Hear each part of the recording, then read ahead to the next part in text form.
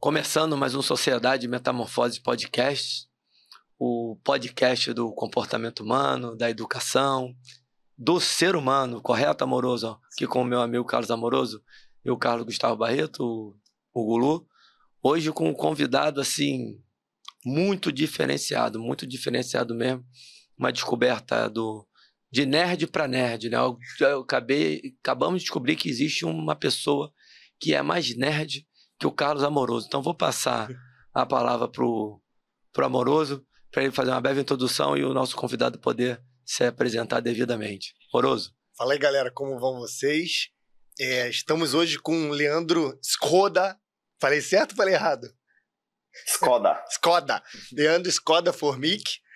Parece um nome eslavo, polonês ou ucraniano. O Skoda é da minha avó, ucraniana, e o Formitsky é o do meu avô, polonês. Ah, que interessante. Eu imaginei. Vi as bandeirinhas lá e tudo. Como é que eu descobri esse cara aqui? Eu sigo páginas, eu sigo filólogos, eu sigo páginas de editoras que traduzem livros antigos e tudo. Aí eu estava no site da editora Madamu e eu vi que tinha uma nova tradução do Hieron. Se fala Hieron ou Hieron? Hieron. Hieron. Hieron. Hieron. O H aspirado. Sempre esqueço. Hieron. Conseguiu errar as duas. Errei os dois. Putz. O Hieron. Aí eu vi, interessante e tal. Aí vi um novo tradutor que não tinha e tal, uma tradução nova que não tinha sido feita para português. Aí eu tô no Instagram, aí achei um filólogo lá, um professor da Universidade do Nordeste, tinha botado um story, tinha marcado o tradutor. Aí eu, curioso sempre, né, falei, vou ver quem é o tradutor. Quando cliquei, tá lá, personal, professor de Educação Física. Eu falei, caraca, achei outra peça rara. Vou chamar ele aqui e vou falar, cara, isso aqui é um convidado perfeito pro podcast. Aí eu chamei ele e tal, conversamos e estamos aí hoje. Foi super solícito e muito rápido. Super solícito. Obrigado, Nos surpreendeu. A gente pode, quando estiver falando com o Leandro, acho que se olhar para lá, você vê a gente de frente, correto, Leandro? Correto. Então, porque a gente tá falando olhando pra televisão. Ele vê das três câmeras? Tá vendo daquela câmera ali. Daquela ali. Não, das três. Quem estiver falando, vai aparecer lá o anjo, seleciona. E vira. Então você fala olhando pra câmera aqui, você tá falando de frente pra ele. E a gente vira pra cá pra ouvi-lo. Vou deixar o Leandro se apresentar um pouco e falar um pouco da trajetória de estudos e dizer o que ele quer dizer aí para iniciar, né? Um prólogozinho. Pode ir, Leandrão. Bom dia a todos. Meu nome é Leandro. Eu comecei a minha trajetória da educação física, né? Na graduação bacharel em educação física, quando eu já estava...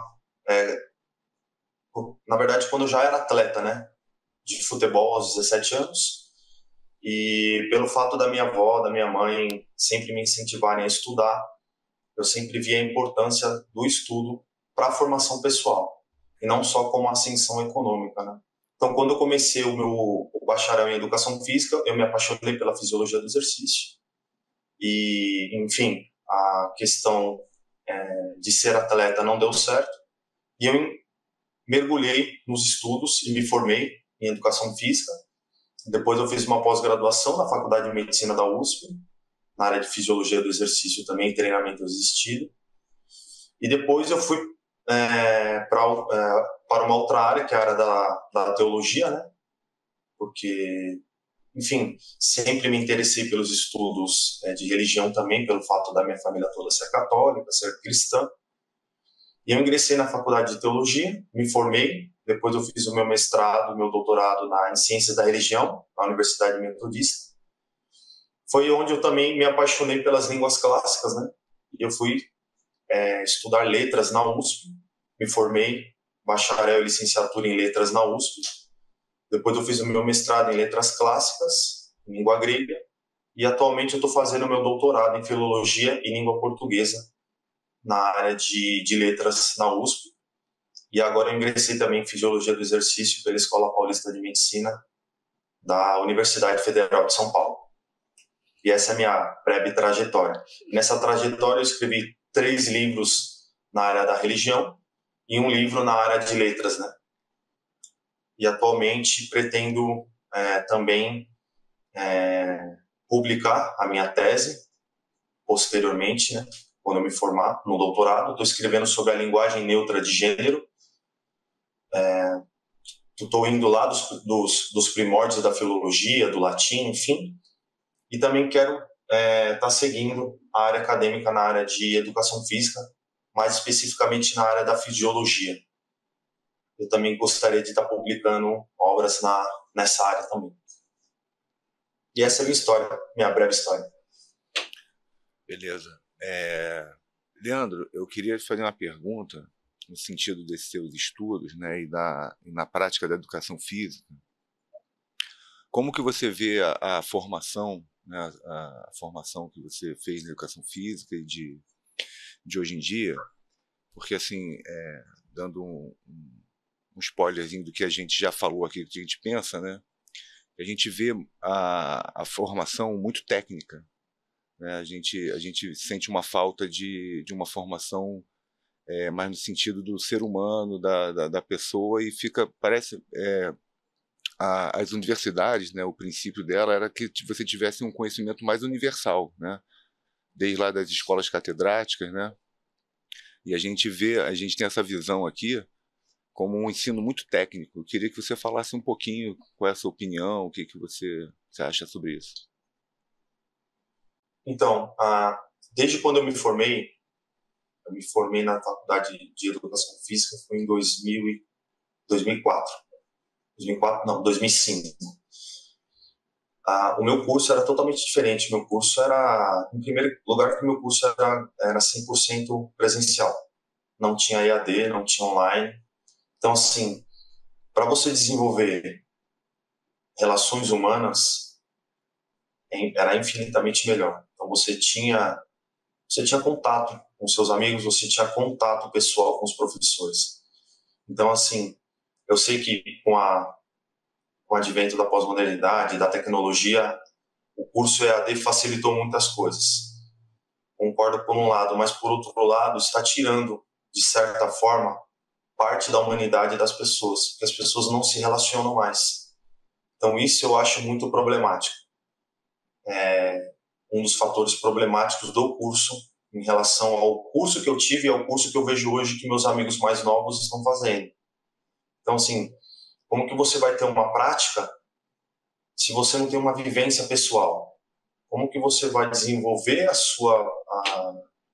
enfim, o seu caráter, suas convicções, se você não convive com pessoas, não convive com o diferente? E em relação ao currículo, eu também percebo que caiu muito. Em que sentido? Vou ser bem prático. O meu curso era totalmente bacharel e licenciatura. Eram os dois. Então, assim, você tinha essa vivência prática, técnica, de uma fisiologia, de uma biomecânica, de uma anatomia, mas você tinha uma vivência humana muito grande na parte da licenciatura. Em lidar com pessoas, em lidar com crianças, em lidar com adolescentes, em se preparar como um ser humano, não só como um ser humano que conhece de aspectos anatômicos, fisiológicos, biomecânicos, mas que você consegue realmente estar apto a transmitir um conhecimento, estar apto a entender. Por exemplo, matérias como psicologia foram fundamentais para mim, matérias de viés sociológico, filosófico. Então, assim, isso faz parte, isso é inerente ao ser humano. Nós somos seres sociais, nós não somos uma ilha. Então, esses conhecimentos foram fundamentais para mim. Lá no começo, que eu tinha 17 anos de idade, eu lembro até hoje da aula de um professor meu de filosofia. Ele deu um seminário sobre a morte. E esse seminário eu nunca mais vou esquecer. Então, assim, olha só como me tornou um ser humano melhor um seminário de filosofia dentro do curso de educação física.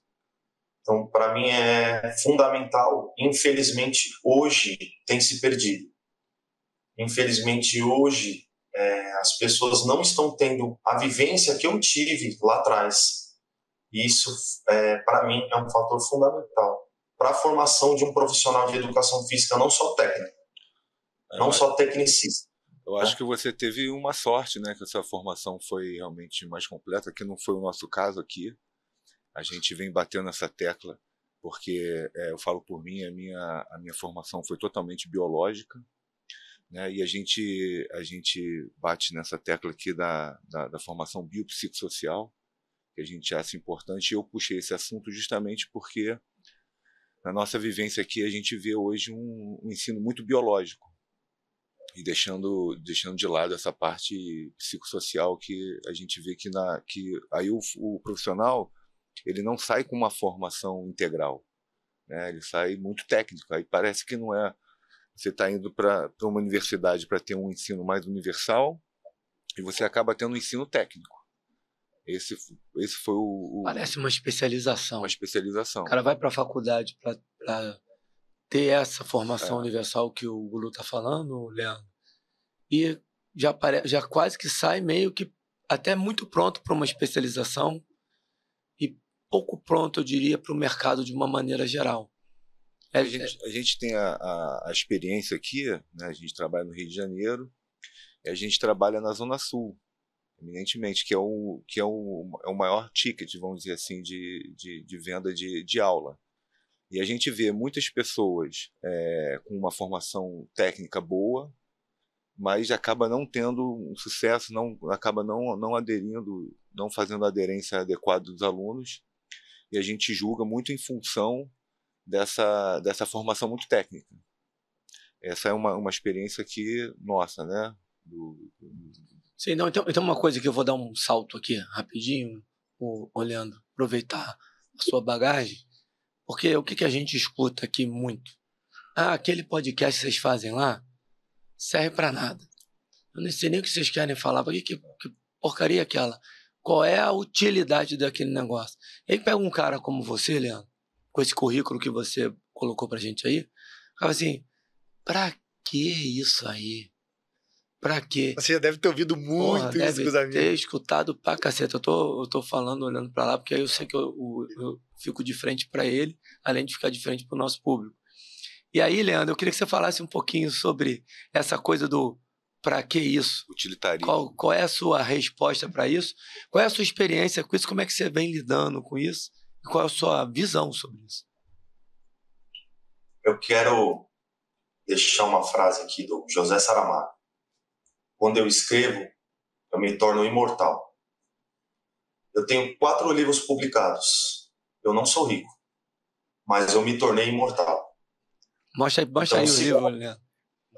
Então, se para muitos esse é o mais recente, né? Tá. Um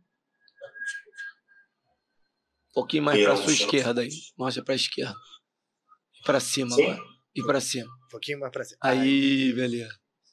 Esse é o mais novo, que é uma tradução, certo? Né? É uma tradução inédita do Rieron do Xenofonte, não tem em língua portuguesa, agora tem com a minha tradução. Então, eu me tornei imortal.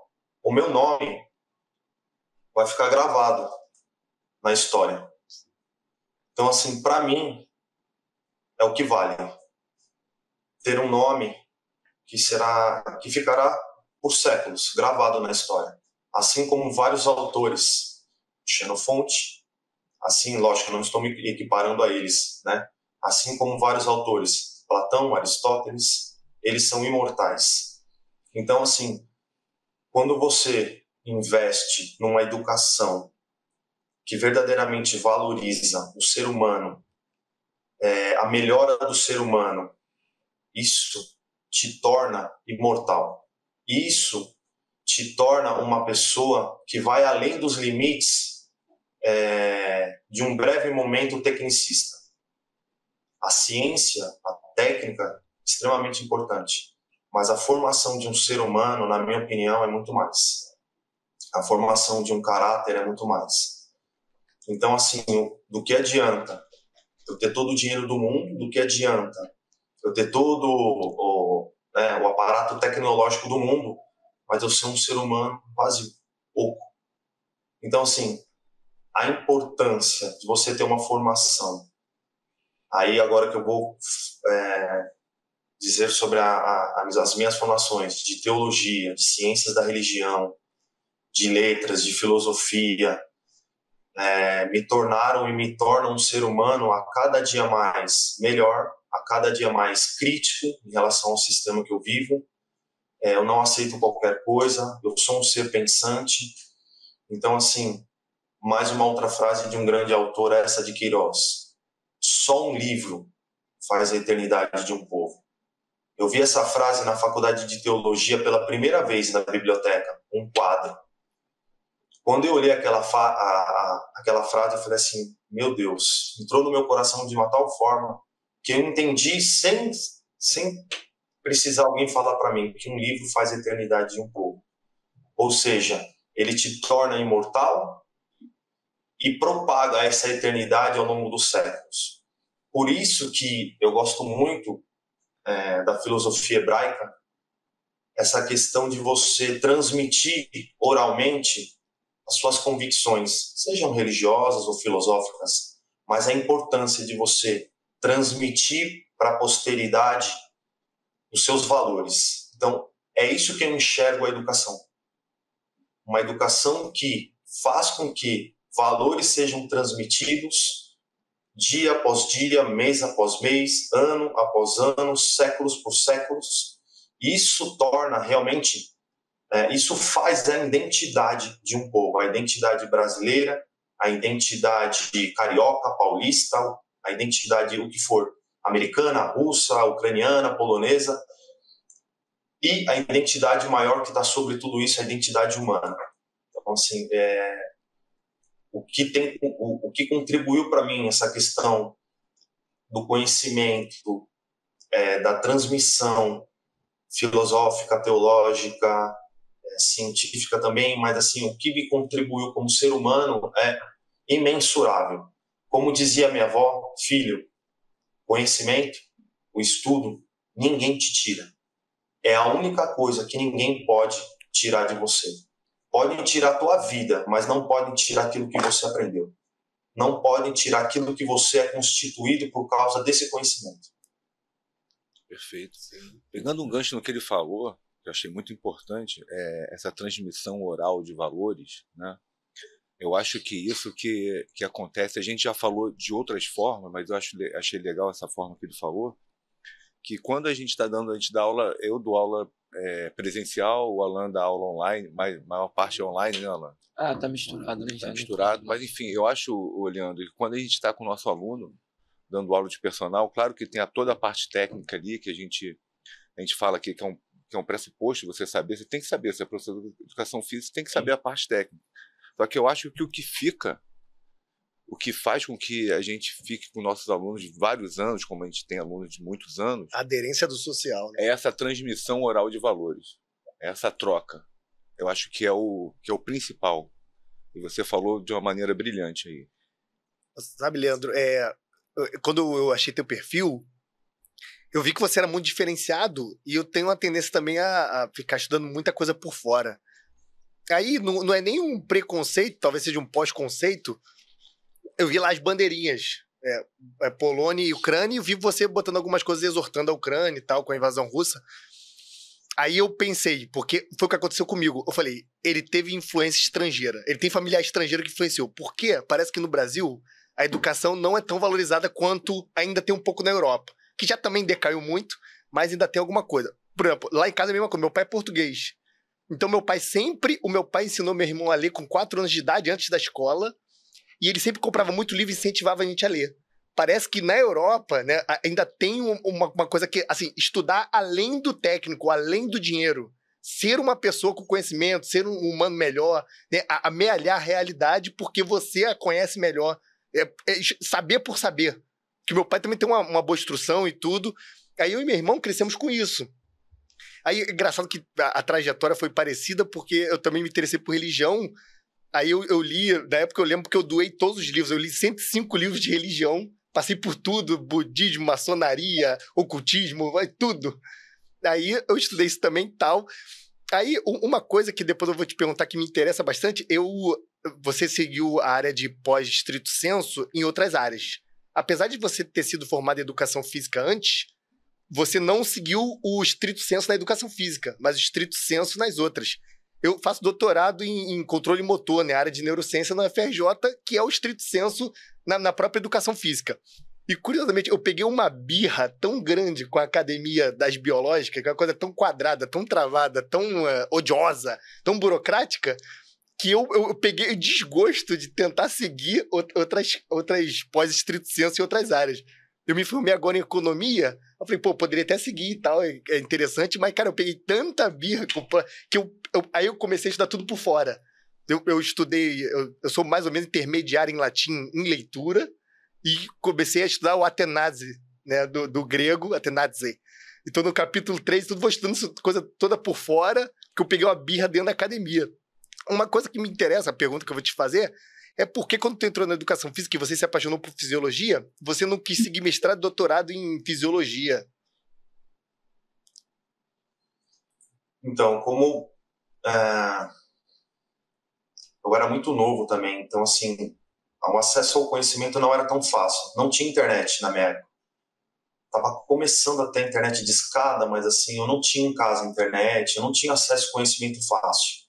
Então, assim, para conhecer uma pós-graduação em fisiologia, eu acho... em fisiologia, desculpa. Mestrado e doutorado nessa área, eu não tinha conhecimento. Eu até perguntei para algumas pessoas e, não, se eu não me engano, eu acho que não tinha. Ou se tinha, eu não sabia. Então, assim, como surgiu a oportunidade para eu estar cursando uma faculdade de teologia, eu ingressei. Aí eu deixei esse meu outro sonho meio que de stand-by. Só que eu não sabia que ia ser uma revolução na minha vida.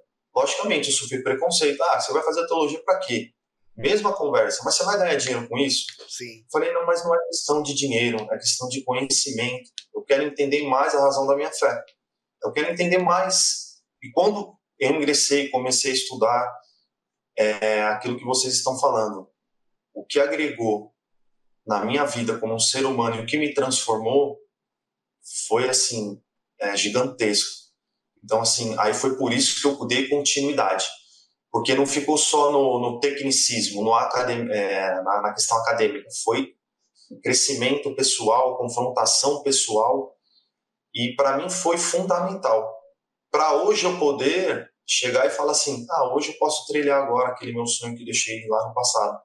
Porque hoje eu me sinto muito mais pronto, muito mais preparado humanamente para dar continuidade a esse meu outro sonho. Mas foi isso. Como eu não tinha eu não tinha acesso onde tem, e eu também não me sentia preparado para fazer um mestrado na época. Eu era muito novo. Então, assim, como eu comecei a estudar mais na teologia, aí sim ter contato mais com a língua portuguesa, estudar mais, me preparar mais, isso foi um crescente na minha vida, até o ponto de eu conseguir realmente fazer um mestrado na área de ciência da religião. Aí eu falei, nossa, eu tenho facilidade. Aí eu fui é uma construção crescente, né? Eu não estava preparado aos 17, 18, 19 anos para ingressar numa pós-graduação direto também. Então foi essa a questão. Mas eu fiz o caminho inverso, né? Eu não entrei direto na pós-graduação estrito sensu na área da fisiologia, mas eu entrei na área das humanas, que para mim foi fundamental. Por isso que eu acho fundamental você valorizar as matérias de humanas nas disciplinas de saúde, enfim, de todos os cursos como um todo, para a formação pessoal. Perfeito. Essa base que fica relegada ao segundo plano, infelizmente, e que gera essa pergunta aí, o que você vai ganhar fazendo isso? O que isso vai aumentar na sua receita no final do mês? Essa pergunta é muito clássica. Todos nós já ouvimos isso em algum momento quando está estudando alguma coisa diferente. E as pessoas não sabem, que você às vezes não consegue tangibilizar ou não consegue expressar o quanto é importante você ter essa base na área de humanas e o conhecimento genérico de uma maneira geral, o que não tira o mérito e a importância da especialização, obviamente. É porque o resultado disso, eu acredito, Leandro, que, por exemplo, você, né, com o seu conhecimento, com os estudos que você fez, quando você vai, vamos supor, você vai ter um aluno novo de personal, né? Tô querendo trazer para a realidade do mercado, de educação física. Essa tua bagagem, quando você vai... Deixa eu olhar para cá. Quando você vai conhecer um aluno novo, voltando nessa tecla da transmissão oral de valores que a gente estava falando, não é mensurável essa bagagem, esse de estudo, né, na área de humanas, você não consegue mensurar, não é algo material, né? Então a pessoa, essa transmissão de valores, é uma questão intelectual e não sensitiva. Então eu acho que isso, né, voltando ao assunto que eu puxei anteriormente, que eu acho que isso é que vai impactar a pessoa nessa forma humana mesmo, e que, claro, você vai ter lá a sua parte técnica. Então é isso, voltando para a questão profissional, né, que a gente acha importante que no currículo, né, como o Leandro estava falando, tem que haver uma maior ênfase nessa parte de humanas, assim, e que aqui no Rio de Janeiro, pelo menos, né, a gente vê que isso não acontece na formação. A gente está um pouco, da graduação, a gente está um pouco distante, né, porque a gente já se formou já há algum tempo, mas é um pouco distante isso. E na cabeça das pessoas que estão liderando as outras pessoas no mercado, Leandro, aqui no Rio pelo menos, a cabeça é totalmente biomédica. Ainda é 100% biomédica. O raciocínio é 100% biomédico. Estava conversando isso hoje de manhã com um aluno, como uma pessoa ainda está... descobriram um neurônio que vai fazer agora você ter mais vontade de treinar. Caramba, cara, peraí.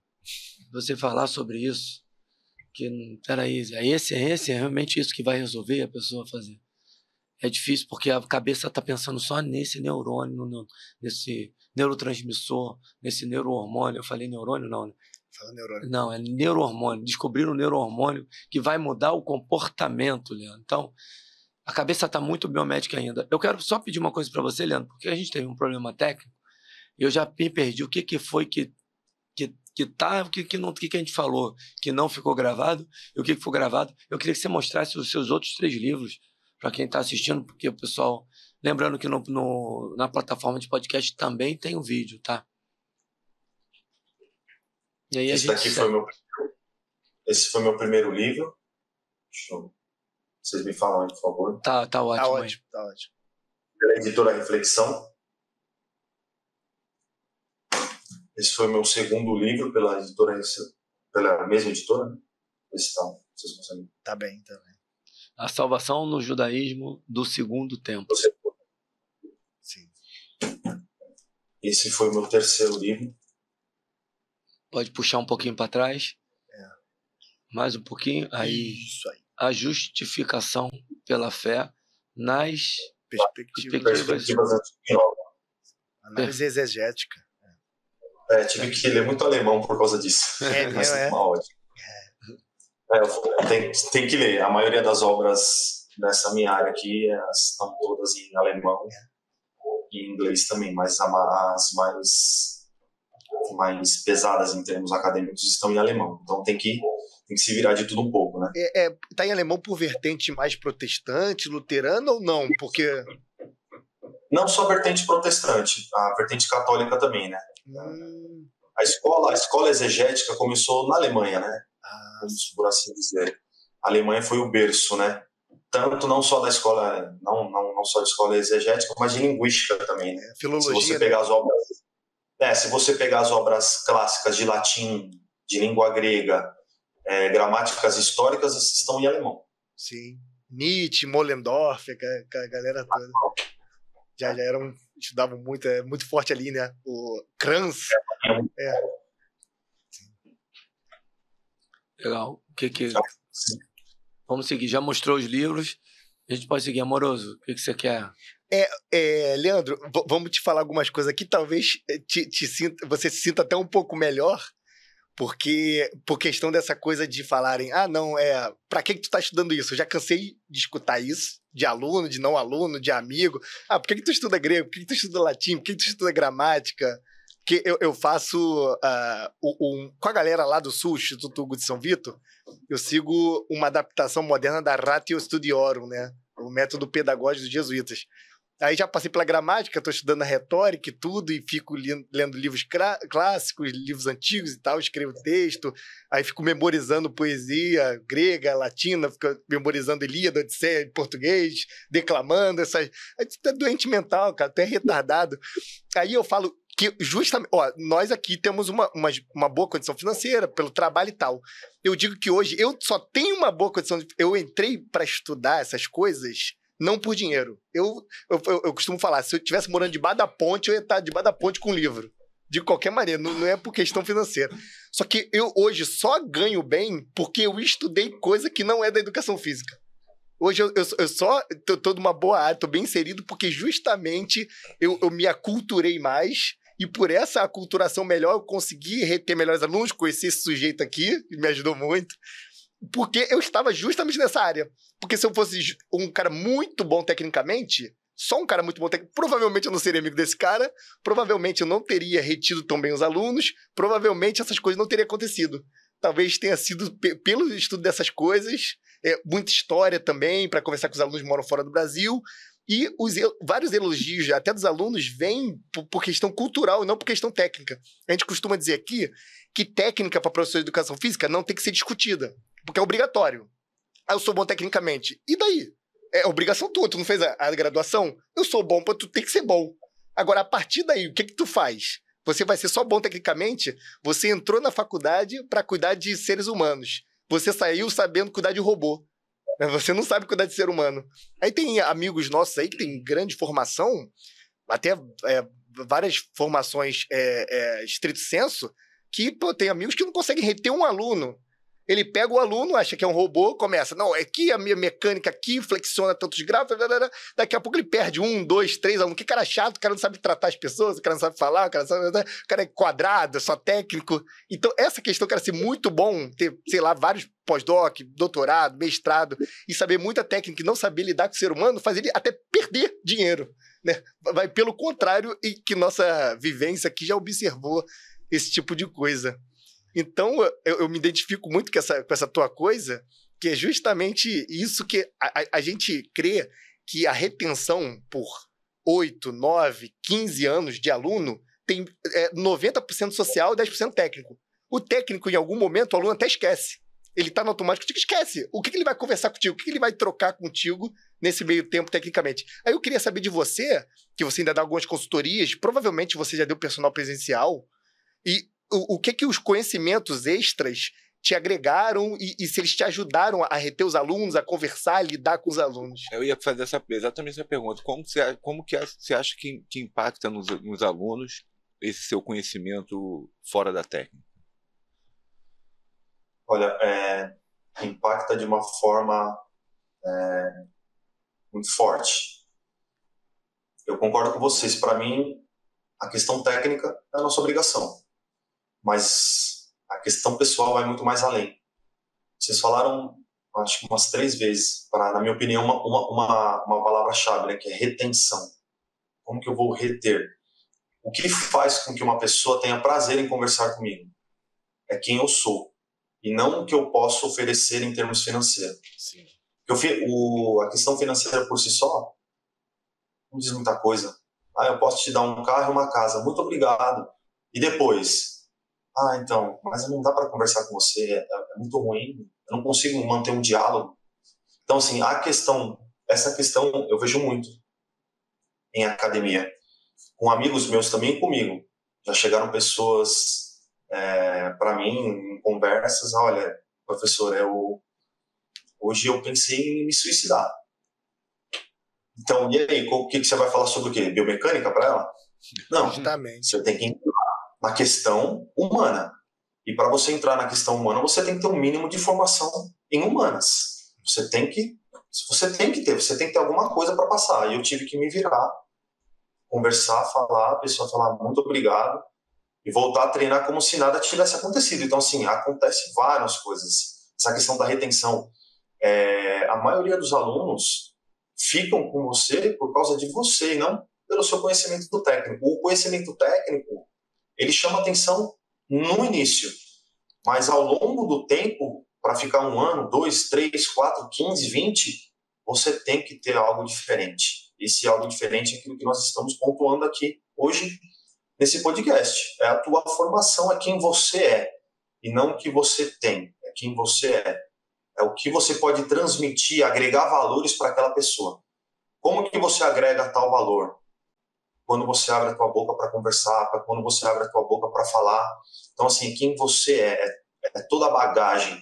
Um exemplo, quando você vai conversar sobre a guerras atuais, várias vezes eu falei, olha, você está vendo estratégias de guerras atuais, mas essas estratégias de guerras atuais foram tiradas lá de Tucídides, lá de Heródoto. Você sabia disso?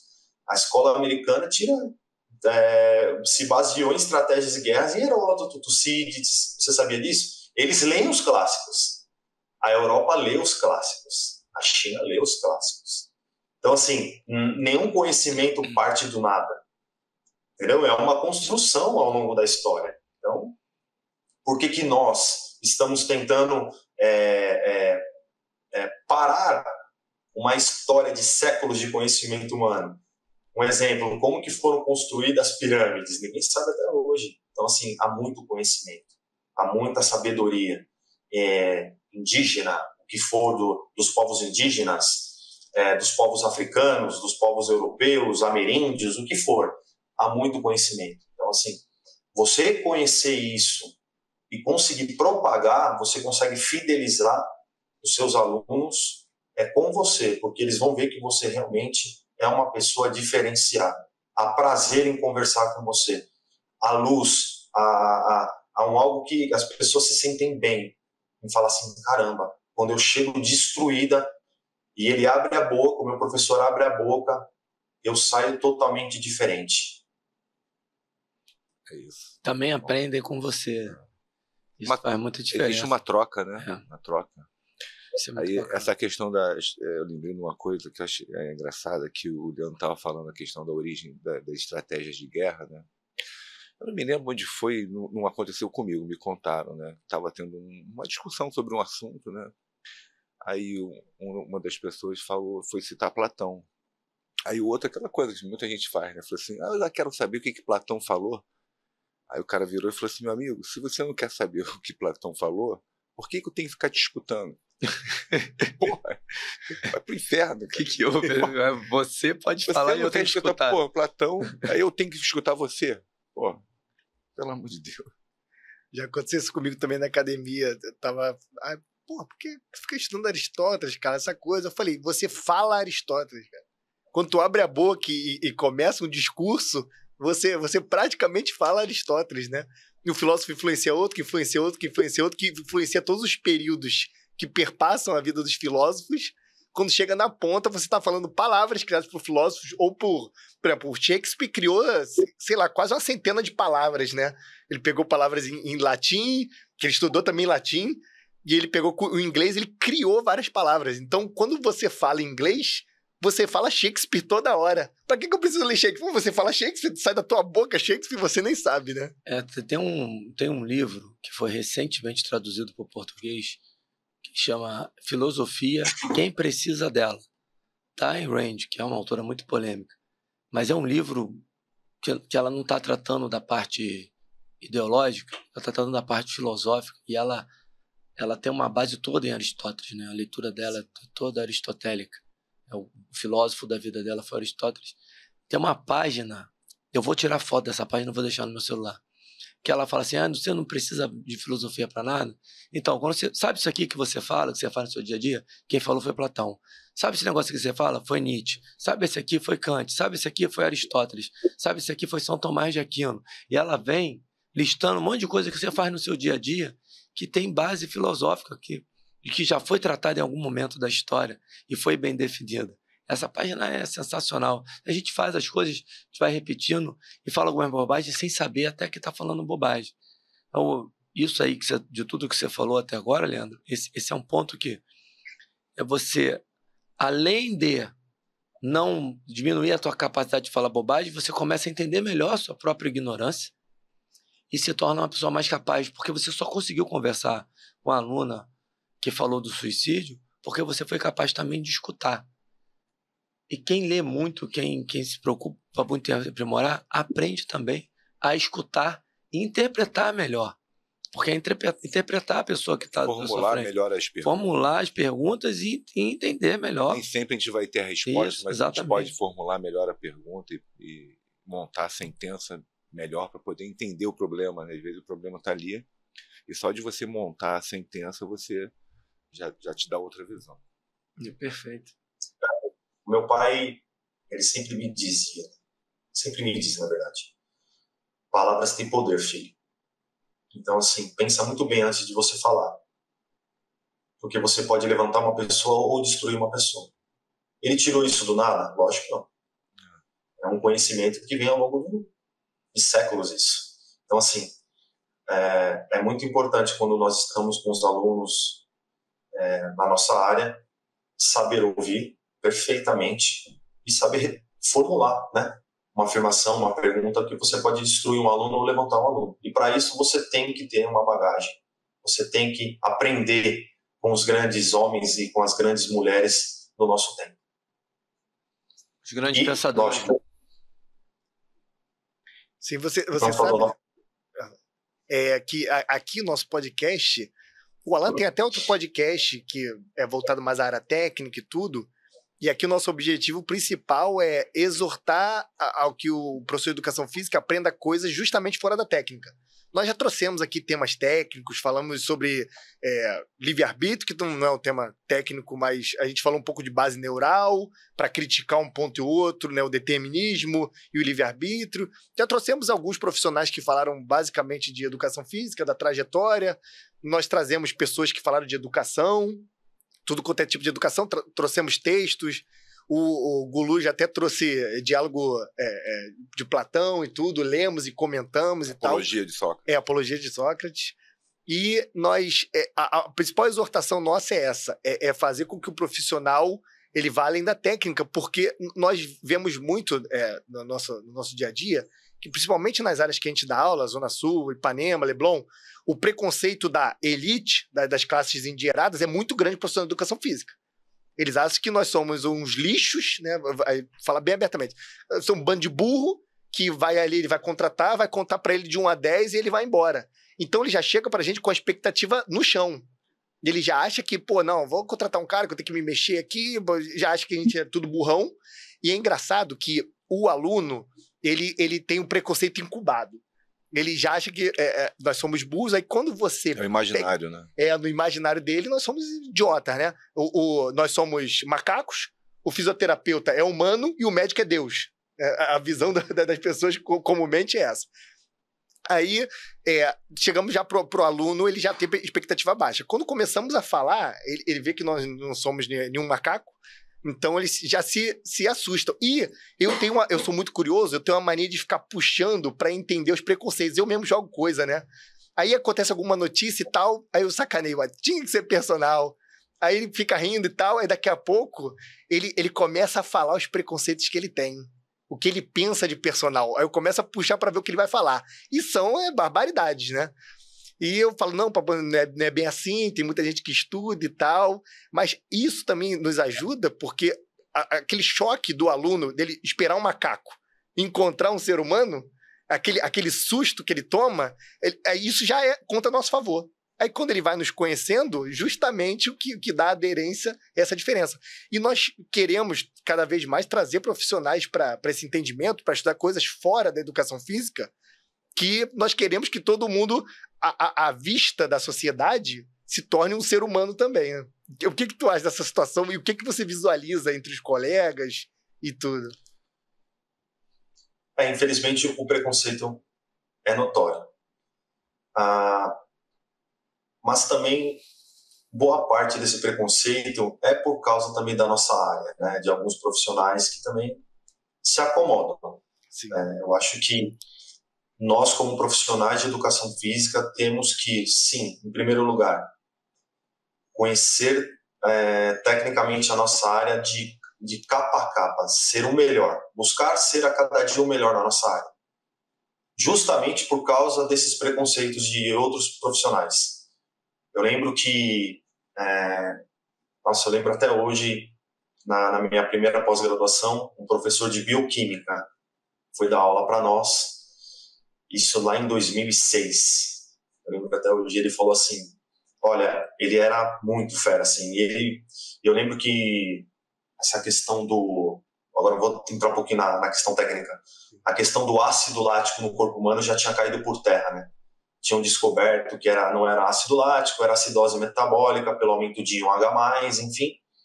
E ele trouxe esse conhecimento, e alguns livros de fisiologia não tinham atualizado ainda, e por causa de ele conhecer muito a área de bioquímica, ele conseguia colocar muitos médicos no bolso, né? Falando de uma forma não literal. Então, assim, ele disse para nós, ele falou assim, olha, se tornem, em primeiro lugar, profissionais excelentes, para que vocês consigam dialogar com o médico, que seja quem for, e eles te respeitem. Então, o respeito passa, infelizmente ou felizmente, pelo conhecimento técnico da nossa área, em primeiro lugar. Nós temos que buscar, sim, sermos diferenciados na nossa área técnica, em primeiro lugar. E, consequentemente, que vai agregar muito mais valor é você realmente buscar conhecimentos extras, fora só do academicismo, fora só do tecnicismo. Então, a junção das duas coisas é fundamental para que o preconceito, realmente as pessoas olhem e falem assim, nossa, que profissional diferenciado. E você tem o respeito de outros profissionais e de outras pessoas leigas também. Essa é a minha opinião. É curioso que... Pode falar. É curioso que o teu pensamento é muito próximo ao nosso. Bem alinhado. É bem alinhado e é exatamente dessa forma que a gente vê. Já aconteceu também ocasiões comigo de alunos irem até no Sírio-Libanês e tudo, irem lá e chegarem para mim e falar, Carlos, que não tinha nem professor de educação física lá mexendo com o cara, né? Que já é errado. Tinha uma fisiatra, que é um médico que ele eu acho que nem uma especialidade é um tipo de médico que ele acopla a fisioterapia e a educação física. Aí fica o médico já para ter, talvez, digamos, mais autoridade, né? Não sei. Aí a fisiatra, aí ele falou, pô, a fisiatra lá do Sírio vai te ligar, Carlos. Falei, beleza. Ela me ligou, aí aquela papelada toda do Sírio, coisa escrita movimento escapular e tudo. Ela falou, você tem que trabalhar a escápula dele, que o serrate anterior faz adução de escápula. Eu falei, não, calma aí, senhora. O serrate faz abdução e junto com o romboide, com o vetor resultante, ele cola no gradil costal. Aí ela, te desculpe e tal. Aí eu usei meu aluno, né? Falei, tá vendo? Vocês ficam nessas zonas de médico, falam uma besteira enorme lá pra mim. E não tem procedência nenhuma. E é justamente isso, que você, meu aluno e outros, eles costumam me levar a médico, nós vamos a médicos e tudo, e conversamos, porque eles têm confiança na minha autoridade de eu ir a médicos e conversar no mesmo nível, e não ficar com vergonha do professor. E não, cara, vamos no médico comigo, que aí você sabe relatar melhor o meu caso, e eu conheço vários médicos muito por essa questão da confiança do aluno, primeiro pela técnica, depois pela a forma que se porta, e depois pela forma que fala, né? Exatamente isso. Diga aí, meu Gulo. Não, muito comum o que você estava falando. Eu ia falar outra coisa, mas ontem mesmo eu recebi de um aluno que ele me mandou um laudo médico, e o médico lá falando que ele tinha uma lesão meniscal, e logo depois veio a prescrição dos exercícios com ângulo, com tudo. Assim, falei, aí eu tenho intimidade com o aluno, falei assim, cara, tudo bem, assim, até a hora que ele falou da lesão do menisco, tudo bem, mas a parte do exercício não é com ele. Não é ele que tem que prescrever o exercício. Eu tenho a formação de fisioterapia e educação física, então essa parte, assim, acho que é importante, né, ter o médico fazer o diagnóstico, né, fazer agora escolha de exercício já não é da área médica. Sim. Léo, uma coisa que eu tenho curiosidade é saber, porque eu também, quando eu estava no fim do mestrado, lá no controle motor, eu entrei em economia. Aí eu defendi o mestrado. Na semana seguinte eu estava fazendo prova de estatística descritiva e tudo. E eu fazia as coisas em paralelo.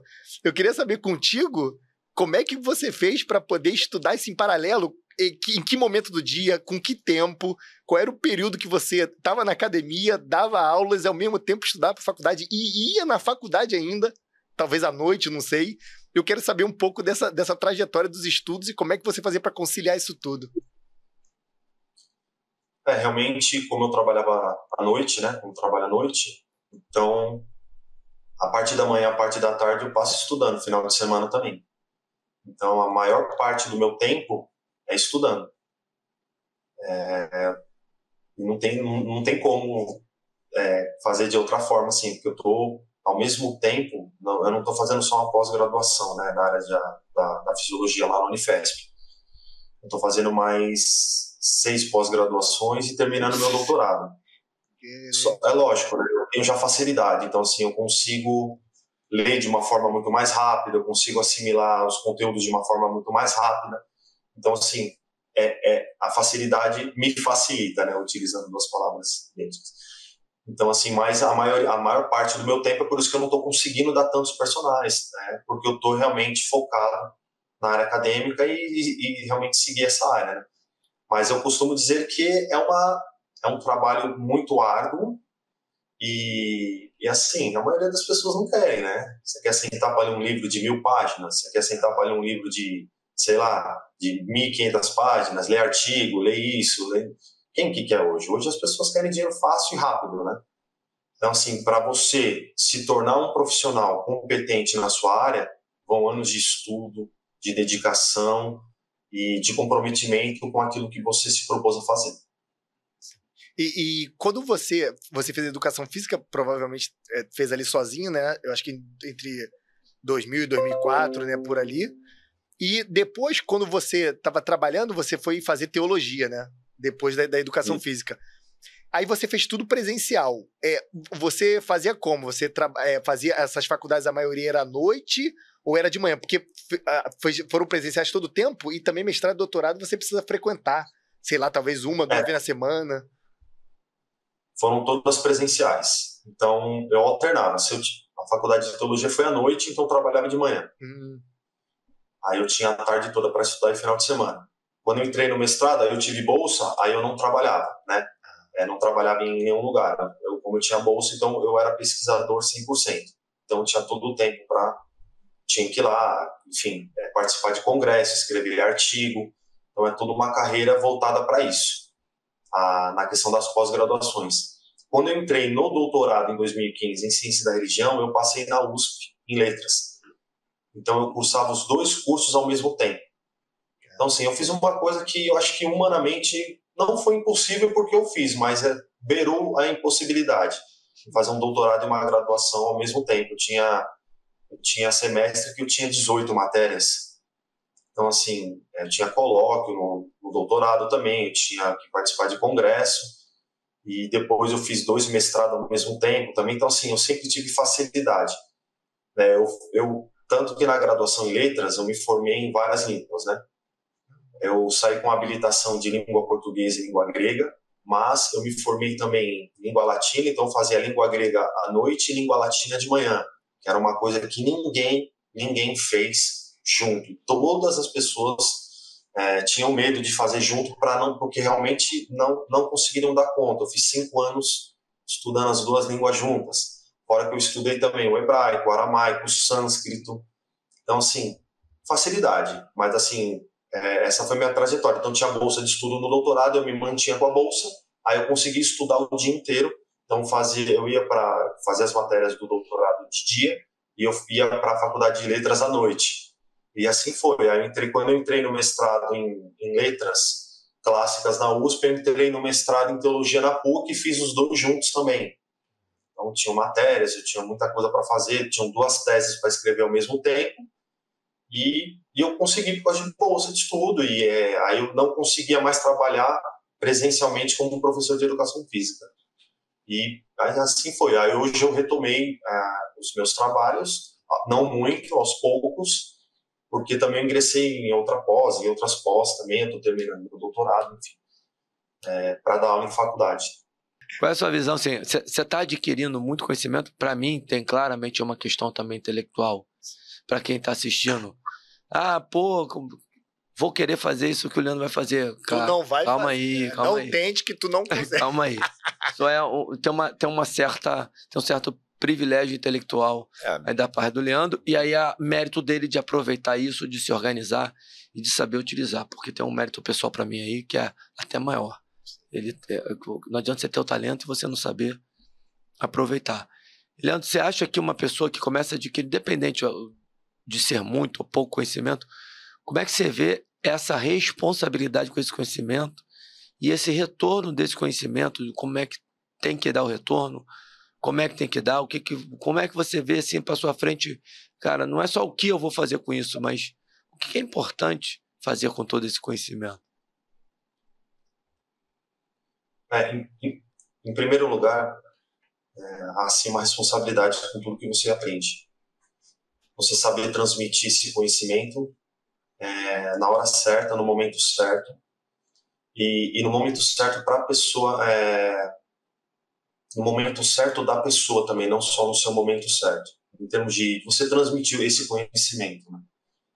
Há uma responsabilidade não só de adquirir, mas também de passar o conhecimento, né? Ele não tem que ficar só interno, né? Para mim, não só me transformar como pessoa, mas passa pelo processo de transformação para você também transformar, ajudar a transformar outras pessoas. Esse é o papel do educador, seja físico, seja de outras áreas, é você se transformar primeiro para você poder passar essa transformação. Então essa é a responsabilidade de via de mão dupla, né? Como eu enxergo assim, o papel da educação. Logicamente que eu não vivo de vento, eu preciso comer, pagar minhas contas, e eu busco com tudo isso realmente ter um retorno financeiro também. É a primeira coisa que eu pensei? Não. Quando eu fui fazer tudo isso? Não. Foi por amor, foi por realmente, por transformar, por ser algo que transformou a minha vida, em primeiro lugar. Mas é lógico que eu penso assim, quero dar aula em faculdade, quero seguir uma carreira acadêmica, eu quero ter um retorno financeiro para eu ter uma vida mais estável, ou, enfim, em outras áreas, mas eu penso também essas duas situações, em você ser um elo de transformação e você também conseguir se manter financeiramente com isso, né? Mas o fator fundamental não é o financeiro para mim. Se fosse financeiro, eu teria feito outra coisa. Teria aberto um comércio, teria tentado fazer outras coisas que dão muito mais dinheiro, por exemplo. Então, não foi a questão crucial para mim, mas eu penso assim que eu preciso pagar minhas contas, comer, me alimentar, ter uma família, enfim. As coisas andam juntas, mas não a questão financeira não é primordial para mim, ainda que eu busque uma estabilidade financeira, mas fazendo aquilo que eu amo, que eu gosto, que é influenciar e educar as pessoas. É bem legal. Uma coisa também bem alinhada com a gente aqui, ter essa clareza que se você escolheu educação física, não foi para ficar milionário, só um pouquinho, só aquela coisa de trazer mais à tona uma coisa que ele falou ali no meio, que eu acho que é fundamental. Se transformar a si mesmo, para depois você poder transformar outra pessoa. Cuidar de si, para depois cuidar do outro. Não tem dicotomia entre pensar no individual e pensar no coletivo. A gente tem uma briga dicotômica, socialmente falando, em relação a isso, e numa fala como essa, você acaba com essa dicotomia, porque você entrega a partir do momento que você se entrega. Para você, se entrega a si mesmo, você começa a ser capaz também de se entregar para outras pessoas, se transforma para poder transformar outras pessoas. Eu gostei muito dessa parte, Leandro. Obrigado por trazer isso para a gente. Eu ia falar justamente dessa parte que ele falou, complementando o que você disse, que essa transmissão, né, que é você se transformar para depois transformar o outro, e ele falou um negócio que eu acho muito importante, é de você saber o momento de falar, como você vai falar, porque acontece muito também com pessoas que começam a estudar alguma coisa por fora, que querer também vomitar muito em cima sem critério nenhum. Aí a pessoa não, porque não sei o quê, mas não era o momento, acho que você tem que ter esse olhar, essa escuta, né, e esse olhar para que realmente você, para transformar a pessoa, não é para você fazer propaganda sua, que você está lendo isso, está lendo aquilo. Então achei muito importante ele frisou esse ponto aí de que você tem que falar a coisa certa na hora certa. Sim, e não é um conhecimento que está sendo adquirido para aparecer. Sim, isso é muito importante, isso tem que estar muito claro. E acho, Leandro, isso aí está claríssimo em relação a você. Para mim, é claríssimo, não tem nenhuma arrogância. Arrogância no sentido pejorativo, porque tem uma arrogância que pode ser no sentido positivo, você concorda, amor? Sim. Mas não tem empáfia, não tem, assim, arroto de orgulho, né? Aquela coisa de... Não, o orgulho também pode ser bom. Sim. Eu não estou achando a palavra correta, mas vocês já entenderam também o que eu quis dizer. É uma coisa muito de amor pelo que está fazendo mesmo. Muito bacana, Leandro. Fica bem claro isso. É muito transparente. Que é bem por amor. Parabéns. Mesmo, fazendo, estudando, que não tem uma empáfia nenhuma, não tem bem natural. É bem natural. Até porque, cara, se não amar, você não faz o que ele fez. Né? Não. Tem que amar. Já teve, quando eu fiquei mais sem paciência para responder, por que tu faz isso tudo, cara? Por que tu estuda isso tudo? Porque eu amo a verdade. Eu amo o conhecimento, só por isso. Simplesmente, se você não amar, você não faz isso tudo, né? E quem não ama, você nota. O Leandro, quando você deve notar, tu vê o cara falando que estudou não sei o que lá, se o cara estudou por dinheiro ou para aparecer, tu fala, cara, um palhaço, né? Pô, isso aí, a gente tem vários exemplos aqui fáceis na nossa mão, mas não é disso que a gente quer falar, né? Dessas pessoas que ainda bem que é o Leandro que está aqui com a gente. É por isso que são essas pessoas que vêm e a gente acertou em cheio, porque para trazer tudo que você está trazendo, Leandro, e mostrar essa questão do amor mesmo pelo que está fazendo, que óbvio, você falou muito bem, não está dizendo que não quer ser recompensado do ponto de vista financeiro, porque é importante, senão você, também se você não come e você não vive, já tive esse papo com amoroso, se você não ganha dinheiro, você não consegue comprar o livro que você precisa. Até para comprar o Leandro. Olha lá, o Leandro. Caro pra caramba. Não é barato estudar, correto, Leandro? Porque tem que comprar o livro, tem que comprar... Sim, tem que comprar o livro, tem que comprar a estante. E a estante tem que ser boa, senão derruba, cai. A estante é cara. Pegar uma estante de madeira pura para mais de R$1.000. Aí compra os livros. Eu tava querendo comprar o livro do Catulo, que foi lançado agora, 200 prata na promoção, né? 200 prata o livro do Catulo. Foi traduzido por... Eu esqueci o nome dele, que é da USP. Azegawa. Não, acho que não foi o Azegawa, foi o outro cara. Aí 200 conto o livro. Quanto o cara tem que gastar? Se o cara ganhar um salário mínimo, ele não compra um livro de R$200. Essa coisa toda. Na feira do livro da USP para comprar com 50%. Exatamente. Pô, uma raiva, porque eles não fizeram online. Eu pedi, pelo amor de Deus, faz online também, editora 34. Eu quero comprar o teatro completo do Eurípides, do Jaá Torrano. Eu quero comprar o segundo, só tem o primeiro. Faz 50% pra mim. E não, esse ano você tem que ir lá no galpão e tá presencialmente para pagar os 50%. Falei, pô, não vou a São Paulo só pra isso, né? Não vale a pena. A passagem... gasta passagem, hospedagem, alimentação, já acabou o desconto. Justamente. Hein, Leandro, uma coisa curiosa, que normalmente quem busca muito conhecimento, chega um ponto que o cara, ou ele quer transmitir isso para as pessoas, e além da questão financeira que você falou. Eu vou te dizer a minha vontade. Eu tenho vontade de, talvez me aposentar, não sei nem se isso vai acontecer, né, com o status atual, né? Não sei se vai dar para se aposentar, mas eu tenho vontade de, quando mais velho, abrir uma escola e fazer um ensino ou em contraturno, ou até para adultos mesmo, não sei se eu vou ter muita paciência para criança mais nova, né? E ensinar no contraturno o conhecimento, né? Os ensinos clássicos, tentar ensinar a língua latina e grega, ensinar história, ensinar gramática. Liceu. Abrir uma escola nesse sentido. Um liceu, uma academia. Tipo um liceu, uma academia, uma coisa assim, né? Botar Liceu Carlos Amoroso. E tal. E você, qual é a tua vontade para executar, para passar esses conhecimentos? Você tem vontade de ser professor em nível universitário só, ou tem outros anseios?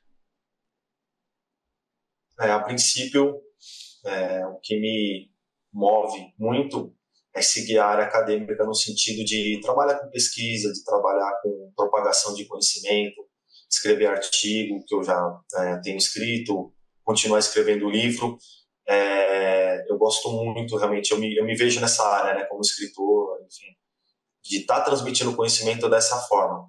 Mas eu já pensei, sim, eu já pensei até em ter uma universidade, assim, que é utópico, né? Mas dentro do que você falou, porque a educação é fundamental, é o que eu sou. Se você perguntar para mim quem é você, eu vou falar educação. É o que me define. É o que eu sou. É o que eu quero transmitir para as pessoas, é o que eu quero passar, porque eu aprendi desde berço, né? A minha avó, só fazer um paralelo aqui, a minha avó veio da Ucrânia, minha avó ucraniana, ela sofreu na mão do Stalin, né?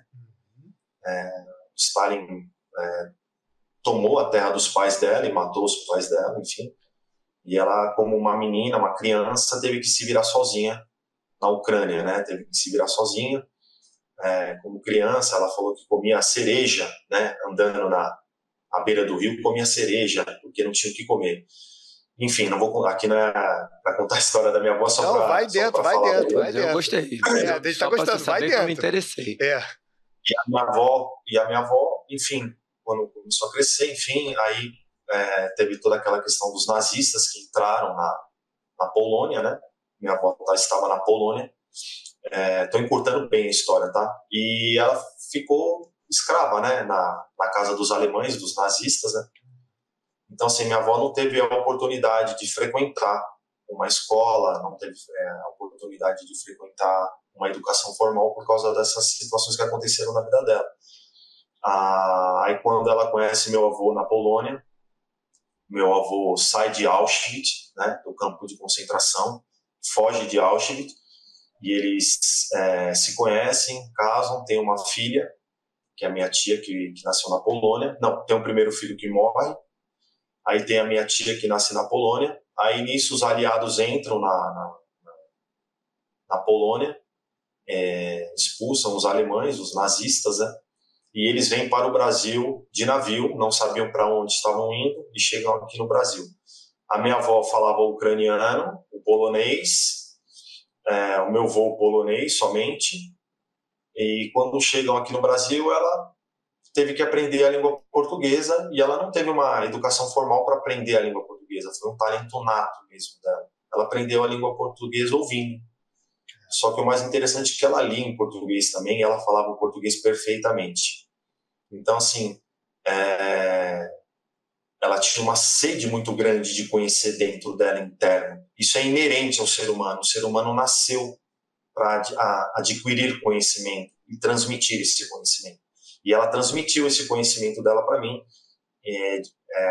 Esse conhecimento não, ela transmitiu essa vontade de conhecer para mim, tanto que ela falava direto para mim.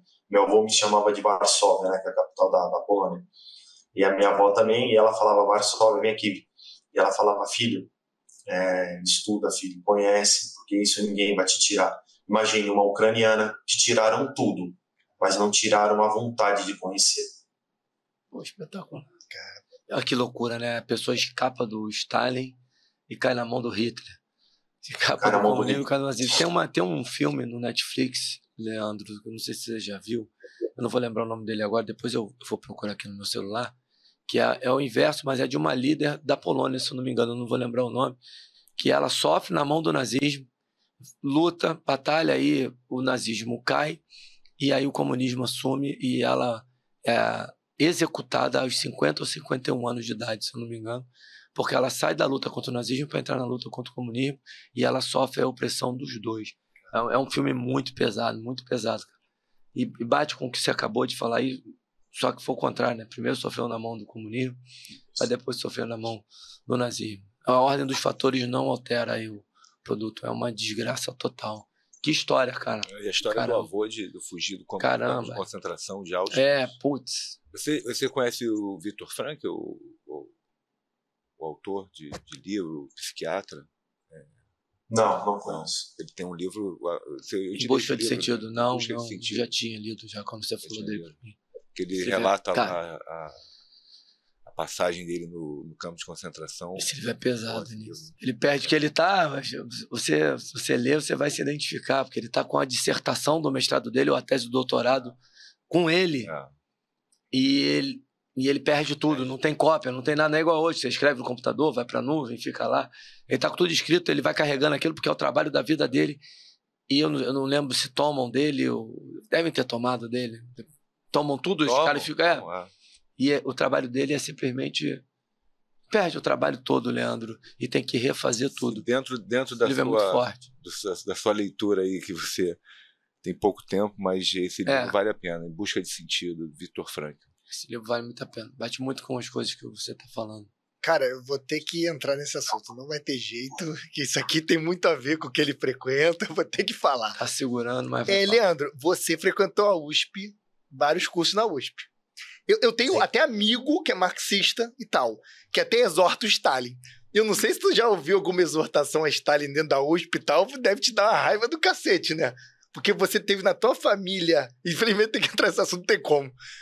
Você teve na sua família pessoas que sofreram na mão dele, e eu conheço gente que exorta ele como se fosse um grande líder, um herói. Eu não sei se você já conviveu com isso, até em nível acadêmico ou não acadêmico, e já ouviu exortações e pessoas falando em favor, se você se segurou, se você reagiu, se você se sentiu se você se sentir bem a falar. Se não quiser, não precisa falar não, tá? Não, eu posso falar porque é algo que eu vivi minha vida inteira com a minha avó, né? Eu acho assim, com certeza eu entendo as ideologias políticas e respeito cada uma, só que assim, é só uma crítica construtiva que eu tenho para dizer o seguinte: imagine só, você não viveu na época de um líder, né, seja o Stalin, seja quem outro for, você não viu os horrores que ele cometeu, então como você pode simplesmente abraçar cegamente um líder dessa forma? Então assim, quando acontece com você, com a sua família, você com certeza fica extremamente mais crítico e você rejeita muitas coisas. Mas quando você vive uma utopia presente, achando que tudo é maravilhoso, que a ideologia não teve sangue por trás e tá tudo certo, tá tudo bem, só porque você é brasileiro e é isso, eu acho que você vai de encontro com tudo que é aquilo que nós estamos tentando mostrar aqui. Você não tem um senso crítico. Você não pensa. Você só é movido pela paixão. Se eu mostrar para vocês, logicamente eu não vou fazer, é só uma forma retórica de dizer, se eu mostrar para vocês um pequeno álbum que eu tenho aqui da minha família, lá da época da Polônia, vocês vão ver o que é o horror da guerra. Então, assim, não dá para você aderir a um líder X ou Y sem você ter um senso crítico. Isso em todas as esferas, em todas as ideologias políticas. Então, assim, eu vi muito, mas, assim, discursos apaixonados que não viveram o horror que esses homens praticaram ao longo do tempo. Então, assim, muitas vezes eu tinha vontade de falar, olha aí, espere um pouco, deixa eu contar um pouco da minha história para vocês verem que as coisas não são tão simples assim. Sim, tive muitas vezes vontade, mas eu me calei, eu achei melhor fazer isso para evitar situações que acho que não seriam tão legais.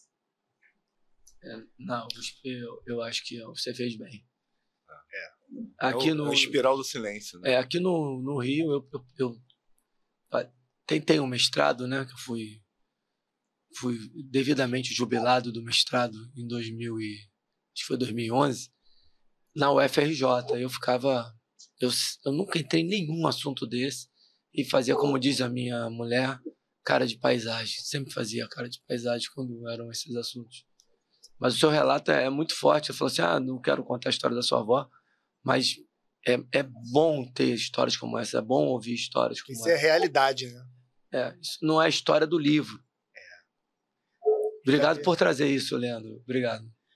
Eu já vi vários... Meio agoniante esse negócio, você quer falar olhando para ele, ao mesmo tempo você quer que ele olhe para você. Eu tô aqui assim, eu tô batendo bola aqui com a telinha. Porque realmente tem gente que mostra, estuda, procura livro, esse livro aqui diz que ele fez isso e isso para a economia, que o Holodomor não foi ele, foi um caos lá do clima, e o problema dos grãos não foi uma ingerência direta do partido, que não sei o quê. Aí pega relatos de livro de gente tendenciosa, né, ao lado, e fala que esse relato é verdadeiro e o relato de gente que fala contra é um relato falso, né? Aí realmente entra puramente no campo ideológico. Aí quando você pega uma pessoa que teve na família uma coisa direta que afetou, que não tem o que dizer, como é que a pessoa desmentiria uma coisa dessa, né? Ela não precisa nem dar nome no que é Holodomor, que eu não sei. Não, cara, a avó, os pais foram assassinados, né, o Leandro? Foi isso? Seus bisavós, né? Os meus pais, bisavós bisavós. assassinados e tomaram as terras, Olha porque aí. Acabou. eles eram socialistas, né? Então, assim, a terra pertencia agora ao Estado. Sim. Então, eles tomaram, como meus bisavós não quiseram dar as terras, porque as terras eram deles, eram propriedade deles, então eles foram assassinados. A minha bisavó foi assassinada na Pedreira, e o meu bisavô não me lembro agora, mas eles foram assassinados. Minha avó, como criança, passou a viver sozinha, até encontrar não sei quem, enfim, um familiar distante, familiares distantes que ajudou um pouco na criação dela. Mas assim, foi uma situação extremamente adversa para uma menina, uma mulher, né, que depois se tornou mulher, e depois teve que se deparar com a entrada do nazismo, né, na Polônia. Caralho. Então, assim, foi ser escrava. Tanto que minha avó falou que os alemães comiam na mesa, o resto da comida ia para o cachorro, e o resto da comida do cachorro ia para eles. Você vê. Então, você entende o terror que ela viveu. Meu avô, eu creio que ela viveu muito mais do que o meu avô, né? Porque o meu avô tinha família, tinha estrutura familiar. Ela não. Caramba, nossa Senhora. E tem gente também que fala que os campos de concentrações de judeus é uma farsa. É meio montado, tem os negacionistas, né? Meu Deus do céu.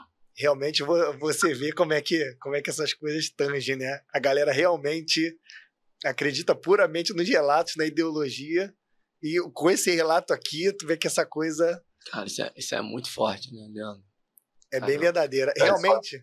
Faziam experimentos, né, no campo de concentração. Então não era só ficar parado no campo de concentração, não. Eles faziam experimentos, né? Arbeit macht frei, né? O trabalho traz liberdade. Sim. Ou seja, qual é o trabalho que traz liberdade? Essa era uma ideologia deles, uma ideologia nazista, né? Sim. Ou seja, enfim, não vou entrar no mérito aqui, porque não é o mérito agora, mas mudou a história mudou a minha história, mudou a história do meu pai, da minha família toda. E só para fechar o gancho aqui, só para não ficar vago, assim, a minha avó, quando ela veio para cá, então assim, ela tinha uma capacidade enorme de falar outras línguas, de aprender línguas sem ser formalmente, assim, tanto que o meu português do meu avô era horrível, assim, truncado, horrível. Minha avó falava perfeitamente, escrevia perfeitamente, né? Eles eram feirantes aqui no Brasil e trabalharam muito para conquistar a casinha deles, o que eles conquistaram, e passar todos esses valores para nós, assim. E eu agradeço a Deus por ter tido o privilégio de ter o convívio com a minha avó e meu avô por anos, assim. O QI, a herança veio da avó, né? A inteligência veio da vovó, né? O QI da minha avó era fora do normal, assim, era fora do comum, assim, era perceptível. A minha mãe também era muito inteligente também, uma memória fotográfica muito grande, mas o QI da minha avó até minha mãe falava, sua avó era fora do comum, assim. Estava à frente do tempo, ela era muito visionária. Leandro, quando ela estava na Ucrânia, a família era ortodoxa? Olha só que interessante. O meu sobrenome, o Skoda, que eu coloquei, foi o dela, né? Do pai dela, né? Ian Skoda. E eu coloquei agora recentemente, né? Justamente para que esse sobrenome não morra, não suma da terra, porque não tem mais esse sobrenome na Ucrânia. É mesmo? O que houve, sabe? Extinto. Não sei. A minha prima mora na Polônia há muitos anos, né? Denise. E ela foi na Ucrânia, conheceu o vilarejo que minha avó nasceu lá, não lembro o nome agora, e ela tentou rastrear o sobrenome, ela descobriu que a escrita correta era dessa forma, né? Quando chegou no Brasil, a escrita estava com CH, com SZ, ela conseguiu descobrir isso, mas o sobrenome não existe mais, não sei porquê, provavelmente os alemães dizimaram, né, que tinha esse sobrenome, e não deu, e não se propagou esse sobrenome. E mais um outro fator também, como que eu sei que esse é o sobrenome da minha avó? Pela certidão de casamento dela. Então, pela certidão de casamento, está o os pais dela e o sobrenome dela que tá Olga Skoda. Então, aí foi por causa dessa certidão que eu consegui colocar o sobrenome dela. Então, foi por causa disso que eu soube da existência do sobrenome dela. Interessante. E eles eram ortodoxos ou já eram católicos? Eu ia falar, na certidão de casamento da minha avó, estão as duas religiões. Católica apostólica romana e católica ortodoxa. Interessante, né? Que curioso. São as duas. Mas quando ela veio para o Brasil, só ficou no catolicismo mesmo e tal, e professor. Como não tinha contato aqui ao catolicismo ortodoxo, aqui o catolicismo apostólico romano, aí ficou, né, tinham muitos padres, não muitos, né, alguns padres poloneses que eram amigos deles aqui, né, e eles conversavam muito, então eles não tinham essa busca, eu quero ir para a igreja católica ortodoxa grega. Não, era comum para eles, assim. Tanto que meus avós relatam que na época que os nazistas entraram, eles acabaram com as igrejas, né? Eles destruíram as igrejas, eles fizeram questão de fazer isso também. Então, assim, é muita coisa, é muito relato, é muita coisa histórica, viva, da época que você fala, meu Deus. Então, eu convivi com isso desde criança, né? Isso suscita também a vontade de conhecer além disso. É curioso que parece que a pessoa que... Porque no Brasil, as pessoas não sofreram tanto. Só tinha hiperinflação, as coisas desse sentido, a ditadura e tal, mas não tinha assim, enormes sofrimentos para a população no geral. É curioso que parece que quem tem um tipo de sofrimento parece que consegue ver que depois que perde tudo material, o que fica justamente é o que está com ela, e parece que valoriza em dobro o conhecimento, né? O meu pai, ele nasceu em 46 e ele veio com 5 anos para o Brasil. Ele nasceu em Vila Nova de Gaia. E lá, Portugal estava muito pobre. Acho que Salazar ainda não estava. Portugal era muito pobre, povo analfabeto, desdentado. Era desgraça Portugal. Aí minha avó era pobre e tal. Aí eles vieram para o Brasil. Meu pai tinha 5. Veio ele, a minha bisavó e veio o primo e tal. Vieram de navio, assim, paupérrimos e tudo. Chegaram aqui no Brasil e tal, e começaram a trabalhar, né? Como a maioria dos imigrantes, assim, ainda mais vieram de sofrimento, ralaram muito para conquistar esse tipo de coisa. E meu pai, como não tinha nada e conseguiu, ele alcançou um bom nível financeiro e tudo, ele valorizava, ele tinha um bom conhecimento e tal, estudou bastante, fez a primeira universidade do Brasil de programação. A primeira que abriu ele fez, trabalhou em lugares bons e tal. Aí ele falava a mesma coisa. Parece que como não tem nada material e perdeu e veio de sofrimento, ele falava justamente isso pra gente. Mas estuda muito, você tem que saber. Aí esculachava a gente também, né? Isso não sei como é que era o tratamento. Meu pai era grosso, né? Se você não estudar, você vai trabalhar numa fabriqueta de merda. Tu quer ser um merda, quer saber merda nenhuma. Tem que estudar, não sei o quê, quer ser um bosta da vida, quer ser ferrado, quer ter conhecimento nenhum, quer ser cego de pai e mãe. Ele esculachava assim, eu acho que isso ajudou também um bocado, né? Eu tava aqui, Leandro, tentei achar, futuquei aqui meu celular para tentar lembrar o nome, eu não tenho a memória que vocês têm, mas eu vou descobrir qual é o filme. É um filme pesado pra caramba, mas o final da história é bem bonito, né? Você contando a história da sua avó, vai dando uma tristeza aqui. Tudo você falou aí, quando você fala o final, dá um alento, uma coisa assim, uma sensação boa dela chegar aqui, dela começar a falar português, do seu avô, deles de lutar e fazer. Eu fiquei com a imagem assim, não faço ideia de como é essa feira, mas lógico que eu já criei uma imagem da feira aqui na minha cabeça, aí a criação da sua mãe, até chegar em você, a história bem bacana. Mais uma vez, cara, obrigado por trazer essa história aqui no nosso podcast e se sentir à vontade de falar sobre isso. Eu só gostaria de pontuar só algo, a gratidão que minha avó e meu avô tinham pelo Brasil e a gratidão que eu tenho por essa nossa terra. Eu sou brasileiro também, assim como vocês. Então, eu creio, não, eu tenho certeza que o nosso país é um país abençoado. A nossa terra é uma terra abençoada porque acolhe tantas pessoas, apesar das mazelas, apesar dos problemas que todos nós sabemos, que eu acho que não há necessidade de pontuarmos aqui, mas de enaltecer a nossa pátria-mãe chamada Brasil. Eu sou muito grato por ter acolhido minha avó, acolhido meu avô. Eles conseguiram, com muito trabalho, conquistar algo aqui nesse país e, principalmente, manter a sua dignidade e ter paz para viver aqui. Onde só tinha guerra e morte, eles encontraram paz e vida. Então, assim, eu sou muito grato ao nosso país por ter abraçado a minha avó, o meu avô, os meus tios, o meu pai, e, consequentemente, eu também, que eu sou fruto disso, né? Então, porque nós brasileiros temos... lógico que a gente convive com as mazelas e fala isso, fala aquilo, mas assim, terra igual a nossa é difícil. É difícil encontrar no sentido de um país de ter uma natureza exuberante, de ter, né, o alimento, de nos dar um alimento, de nos fornecer tantas coisas boas também nesse sentido, de abraçar estrangeiros como meus avós e muitos outros que aqui chegaram e chegam, não só para fazer esse adendo, que eu amo o meu país e assim como meus avós amavam também esse país. Bacana, bacana. Que história. Eu fiquei até sem ter o... Fiquei meio sem ter o que falar agora. Fiquei meio... É curioso que o meu pai, eu fui no consulado com ele para ele renovar os documentos portugueses.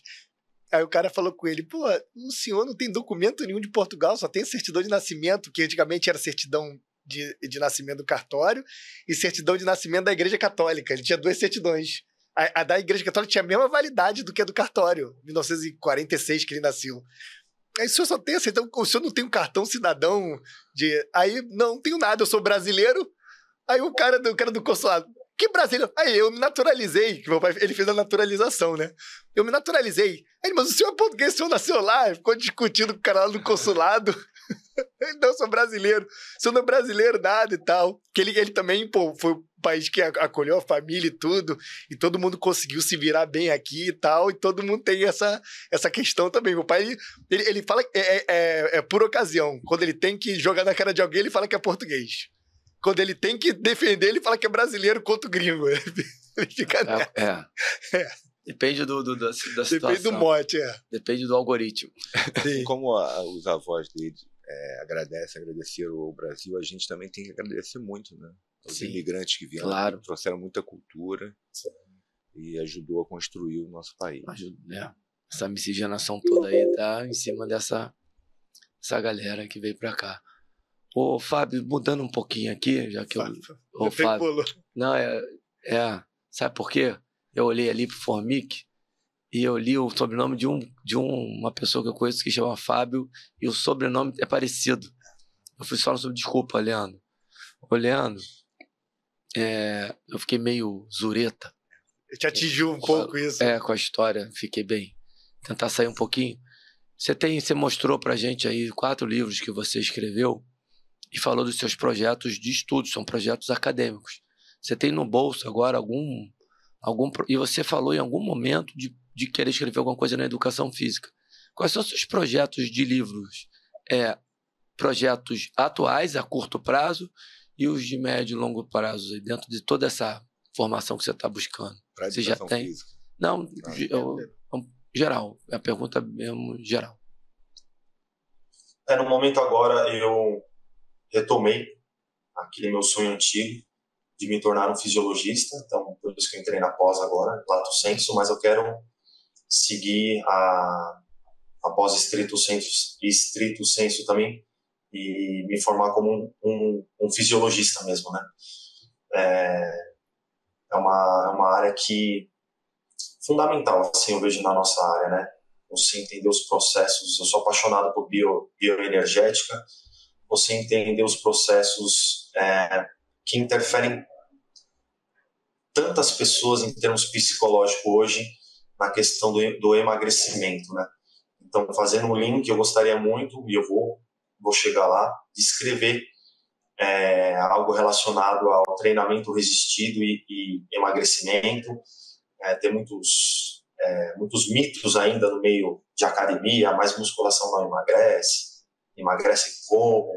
Então, assim, associar a fisiologia de uma forma mais prática, mais didática, mostrando o mecanismo de emagrecimento do treinamento resistido e a importância do treinamento resistido para a qualidade de vida de todas as pessoas, né? Desde um adolescente até um idoso. Isso eu aprendi lá na minha primeira pós, que a única aptidão que não pode faltar é força, né? Você precisa de força para tudo, para levantar, para sentar, para comer, enfim. Então, assim, é o que me move, assim, a área da fisiologia aplicada à bioenergética, e escrever sobre isso também, sobre como que o treinamento resistido interfere no emagrecimento, né? Quais são os mecanismos, né, por trás disso. Isso é um projeto dentro da educação física. Bom, nem vou entrar nessa seara. Deixa eu fazer um parêntese antes, Leandro, que é o seguinte. Quanto a emagrecimento, esse cara aqui, ele não tem mestrado nem doutorado e nem pós-lato sensu. Mas esse cara é a pessoa que eu conheço que mais entende emagrecimento no Brasil. Ele já leu, sei lá, mais de 1000 artigos, é viciado, doente mental, retardado, maluco, com emagrecimento. Esse cara tem um arquivo em casa, né? 2 armários de arquivo lotados de artigo de emagrecimento. Esse cara, ele conversa em qualquer nível, de qualquer forma, de qualquer jeito, filosófico, não filosófico. Ele estudou São Tomás de Aquino, Santo Agostinho, para entender apetite, concupiscível. Cara, ele chegou no nível assim, cara, esse cara pode ajudar, estuda muito emagrecimento, é doente mental. Só esse parênteses. Estamos num ambiente de doente, mas vocês têm uma doença um pouquinho maior do que a minha. Mas, Leandro, eu não vou nem entrar na seara do emagrecimento, fiquei muito interessado no que você falou, mas isso na educação física, eu estou realmente curioso, porque é uma formação muito extensa, e você já tem as suas contribuições aí fora da educação física. Tem mais projeto além desse do livro do treinamento de força e emagrecimento? O do doutorado, da tese do doutorado, né? Publicação e tal, em português. Tem a publicação da minha tese de doutorado, e eu também estou tentando ingressar na área de letras, na área acadêmica, né? Estou começando, estou engatinhando agora para tentar também essa área, que eu amo muito também, tá realizando, né? Então, assim, o próximo livro seria a minha tese, né? Sobre a linguagem neutra de gênero.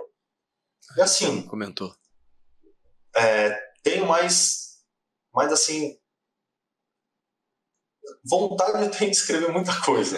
Só que eu tenho que filtrar assim, eu tenho que selecionar, porque senão eu não consigo dar conta, né? Mas a princípio seria isso, a minha tese e a área de letras, né, e a área de educação física. Só que são duas áreas paralelas que eu vou trilhando junto, assim, né? Que eu vou trabalhando junto. Eu estou um pouquinho curioso em relação à tua tese. Você já está escrevendo?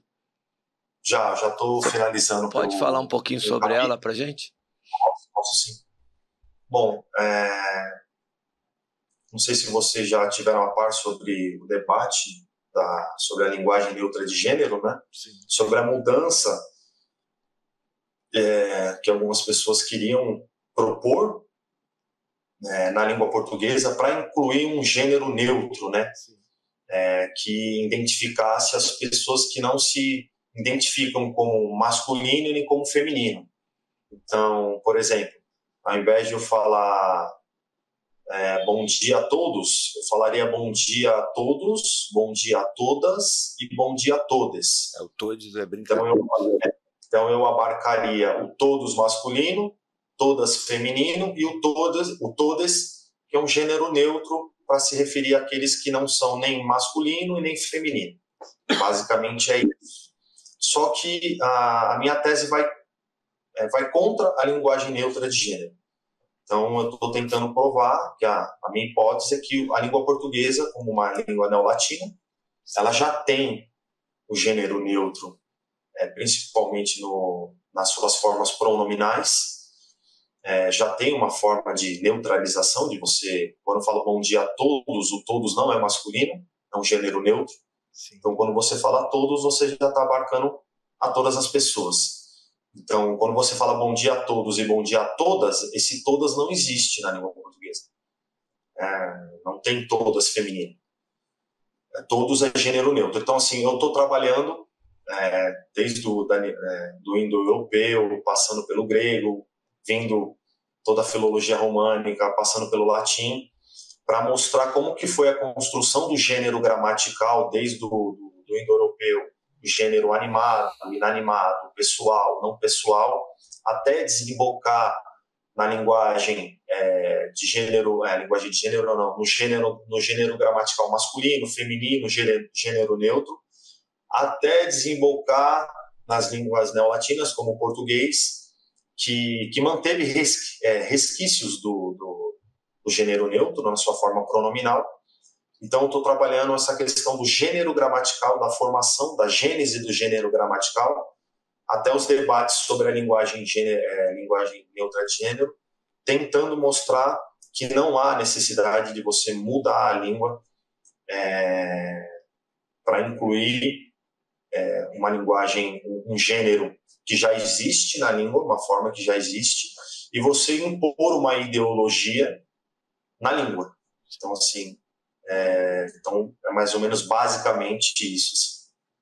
O Leandro é muito dos nossos mesmo, né? Tudo que é muita concordância, não tem nenhuma discordância. Pegando, você vê o ponto que chega. Ainda bem que tem um acadêmico para fazer isso formalmente, né? Não é só nossa opinião vazia. Porque tem que ir lá atrás, tem que desenvolver todo um trabalho. Parabéns, Leandro. Parabéns pela coragem de se envolver nisso. Defender a nossa língua. Defender a nossa língua, exatamente. Muito obrigado. Em vez de botar todo, parabéns e obrigado. Eles podiam retomar o latim e botar todum, do gênero todum, do gênero neutro, né? O latim é neutro, né? Porque a galera, que é o gênero neutro, podia voltar a falar latim, né? Que aí tem os 3 gêneros lá, só que é para objeto, para outras coisas. Aí não precisa, né? O Fábio, inclusive, eu tô com o Fábio na cabeça de novo. O Leandro, inclusive, ele tá vindo desde das origens para poder mostrar por que não precisa. Cara, que trabalheira. Indo-europeu, proto-indo-europeu, aquela mudança toda. Obrigado, Leandro, obrigado. Que alento que dá ouvir um negócio desse. Pô, eu confesso que a gente pergunta com certo, mas eu já imaginava pela história do Leandro que havia uma coisa parecida com isso, mas... Como é que ele tá fazendo isso na USP? Eu queria conhecer o orientador dele. Quem é esse orientador aí, cara? Que tá deixando fazer isso. Diz um pouquinho, só um pouquinho, a questão do orientador, da universidade. Que a USP, eu costumo falar que é uma sucursal francesa em ultramar. Tem até um livro disso, né? Que a USP é totalmente linha deleuziana, Foucaultiana, derridariana, desse povo todo, e tem uma tendência muito neo-francesa ali naquelas filosofias. E isso não é bem aceito. Como é que você conseguiu colocar a tese dessa, com o orientador e com tudo, a posição do orientador e tal? Então, olha, eu estou na USP desde 2015. São 10 anos, né? Vai 10 anos. Assim, engraçado que eu vou falar aqui, mas minha vivência ao longo desses 10 anos. Quando você tem respeito, quando você tem educação pelas pessoas, pelos professores, e não impõe, e não quer impor a sua ideologia, a sua concepção ideológica, no que for, você é respeitado também. Perfeito. Então, foi por isso que eu conquistei o respeito dos meus professores também, o respeito de alguns colegas, porque eu nunca quis impor a nada. Mas a partir do momento que você mostra, que você vem com uma proposta de estudo acadêmico, sério, que não é só para chincalhar, você é respeitado lá dentro, mesmo que a posição seja contrária, mesmo que a posição seja outra. Porque, assim, na hora do estudo acadêmico, todos são acadêmicos. Então, assim, há respeito em relação a isso, entende? Então, por isso que não foi tranquilo conversar com o meu professor, foi o meu orientador, o professor Marcelo Módulo, tem me ajudado demais, uma grande pessoa, um grande linguista, um grande acadêmico, e uma conversa com ele falou, não, Leandro, eu concordo com essa ideia, vamos trabalhar sobre isso e vamos para frente. Então, assim, não há grilo em relação a quando você se mostra acadêmico, e mostra pressupostos, e mostra bagagem, e mostra conhecimento. As pessoas podem não concordar, mas tem que te respeitar, assim como eu respeito todos que lá estão também, que não concordam 100% comigo. Então, assim, há muito essa questão do respeito. Agora, é lógico, você chega num ambiente que tem já a sua ideologia pré-estabelecida e você chega querendo mudar, ou querendo desrespeitar, ou querendo impor a sua, você não vai ser bem recebido em nenhum lugar, né? Eu creio. Então, assim, você saber entrar, você saber sair de qualquer lugar, isso é importante. Você respeitar para você ser respeitado. Então, em nenhum momento ninguém me desrespeitou e eu sempre respeitei todos também. Então, assim, é bem tranquilo assim, em relação a isso. Quando você se mostra coerente com seus pressupostos, respeitoso e mostrando de forma acadêmica de onde você partiu e aonde você quer chegar. Não há problema nenhum. Eu nunca sofri nenhum problema em relação a isso, minha experiência pessoal. Ótimo relato e é bacana saber isso. E dentro dessa questão ideológica, Leandro, essa parte da linguagem neutra não é um negócio 100% dentro lá da galera que defende, uma galera mais progressista, não é uma unanimidade lá dentro. Então, também dá para entender, daria para entender por aí, mas o relato do Leandro é melhor do que isso. Não é só por ter uma dissidência de dentro da ideologia, é por ter um respeito acadêmico. Bom, ótimo relato. Dá até uma esperança, pô, é legal. Sim, muito, muito bom. É curioso, saber também que tem um relato quanto a possibilidade isso. nesse sentido. Sim, ainda tem entrada, né? O meu irmão, ele fez história na UF. E tal, ele falou que ali na sala dele, em história, 99% era a galera ia das novas esquerdas até marxista-stalinista. Todos os espectros das esquerdas eram abarcados por professores, por alunos e tudo. E as aulas também tinham muita tendência, leitura materialista, mas não tanto. Que é uma coisa mais... Tinha bastante leitura materialista, tal, dialética. E os amigos dele todos eram de esquerda e meu irmão era de uma esquerda progressista, um pouco mais moderado. Eles tinham um garoto na turma só. Que era liberal. Só que ele sabia tanto, ele era tão legal, tão respeitoso que os amigos... Discutia. Tinha hora que tinha embate, mas embate legal. Pô, não tem nada a ver, você que tá falando besteira, não é nada disso, tal. Ele sendo liberal, ele não arredava também, ele defendia. E ele era viciado em estudar a Segunda Guerra Mundial. Ele sabia bastante, tinha miniaturas, o moleque era viciado. Só que, além dele saber bastante, ele ser legal, a galera não afastou ele da turma, não relegou ele à distância, né? Mantinham ele perto, passeavam com ele, curtiam, ele era amigo da galera, o Cabelo, né? Até o apelido dele. Ele era amigo, a galera não botava ele de lado, discutia, tinha as suas divergências e tal, mas ficava ali, brincava, sacaneava e tal, mas... Ele respeitando a galera respeitando ele ficava muito bem, era bem aceito. O único liberal da turma, o resto todo mundo era de esquerda, 80 alunos. Legal, o que se espera de uma universidade é um universo de ideias. Sim. Que as ideias se confrontem, que hajam as divergências, as convergências e que você possa ter a tal da pluralidade. Não é isso, meu querido, meu amado Gulu? Mestre Gulu. Gente, eu acho que a gente bateu um papo aqui muito especial, Fábio. Oh, cacete. Não fala mais de velho. não, cara. Tá velho. Eu fui bem eu tava indo bem até porque eu tava olhando o sobrenome, mas eu tava me salvando até a parte da história lá da Ucrânia. E aí ele desmontou o velho. Desmontou o velho, destrambelhou. Mas, Leandro, de novo, cara, muitíssimo obrigado por você trazer as coisas que você trouxe com tamanha transparência e se dispor a contar. Eu quero passar a palavra aqui para vocês dois, para fazer mais alguma pergunta para o Leandro e deixar o Leandro dar as palavras finais dele. Eu queria dar os parabéns para ele. Realmente, a trajetória de estudo dele é muito fora da curva. Muito fora da curva e... Brilhante. É brilhante. Obrigado aí por compartilhar com a gente. Sucesso aí na sua trajetória. Você consiga tudo que você almeja.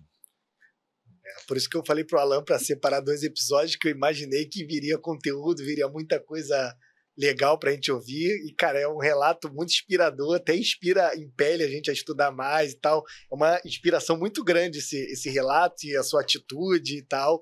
Você é uma pessoa, muito correta, uma pessoa séria. Isso aí inspira bastante. E a gente queria saber se você tem algum recado para deixar e tudo. Só uma coisa, a gente separou o horário de 2 episódios, mas fez um só, que está um pouco mais curto do que seria o horário todo por questões técnicas, mas que não atrapalhou em absolutamente nada, tivemos um papo, foi muito, muito bom, muito legal conhecer o Leandro. Mas eu dar mais uma vez meus parabéns pelo brilhante trabalho que você faz e pela pessoa que você se demonstrou pra gente aqui. Eu tô muito feliz de te conhecer. Desculpa, amoroso, era só Eu vou até fazer uma brincadeira. Esse cara aqui, ele já foi gerente nacional da Bodytech. Ele já foi gerente técnico nacional. Ainda bem que ele não tá lá ainda, senão ele ia querer te arrumar um canto pra te botar, pra te puxar de qualquer maneira. Gente foda, ele... Não, vem pra perto, tem que dar um jeito de trazer esse cara aí de qualquer jeito. Vamos dar um jeito, né, Relan? Certamente. Tenho certeza que te botar Master Trainer, alguma coisa assim, esse cara aí, né? Nesse nível... Não ia ter como. Era certo. Complicar tua vida, Leandro. Mas não vai ter essa... Ainda bem que não tá mais, senão ia ter que ir. Mas, tem algum relato para deixar pra gente? Palavras finais e tudo? Pena que tem pouco tempo, mas me veio na memória aqui agora. Não, manda brasa, cara, pode falar. Fala, pode falar. Porque eu acho que é importante. Quando eu entrei na faculdade de teologia, os meus pais, eles não aceitaram muito bem na época, né? Eles falaram, poxa, filho, como você vai ganhar dinheiro? Não sei. Mas isso foi, tipo assim, mas me respeitaram e me apoiaram em tudo. Pai e mãe, né? Aquele medo, né? Como você vai ganhar dinheiro? Enfim, normal, né? E eu lembro que eu passei 4 anos e eu chegava mais ou menos umas 4 horas da tarde, saía 10h40, né? Todos os dias. Tamanha era a minha dedicação.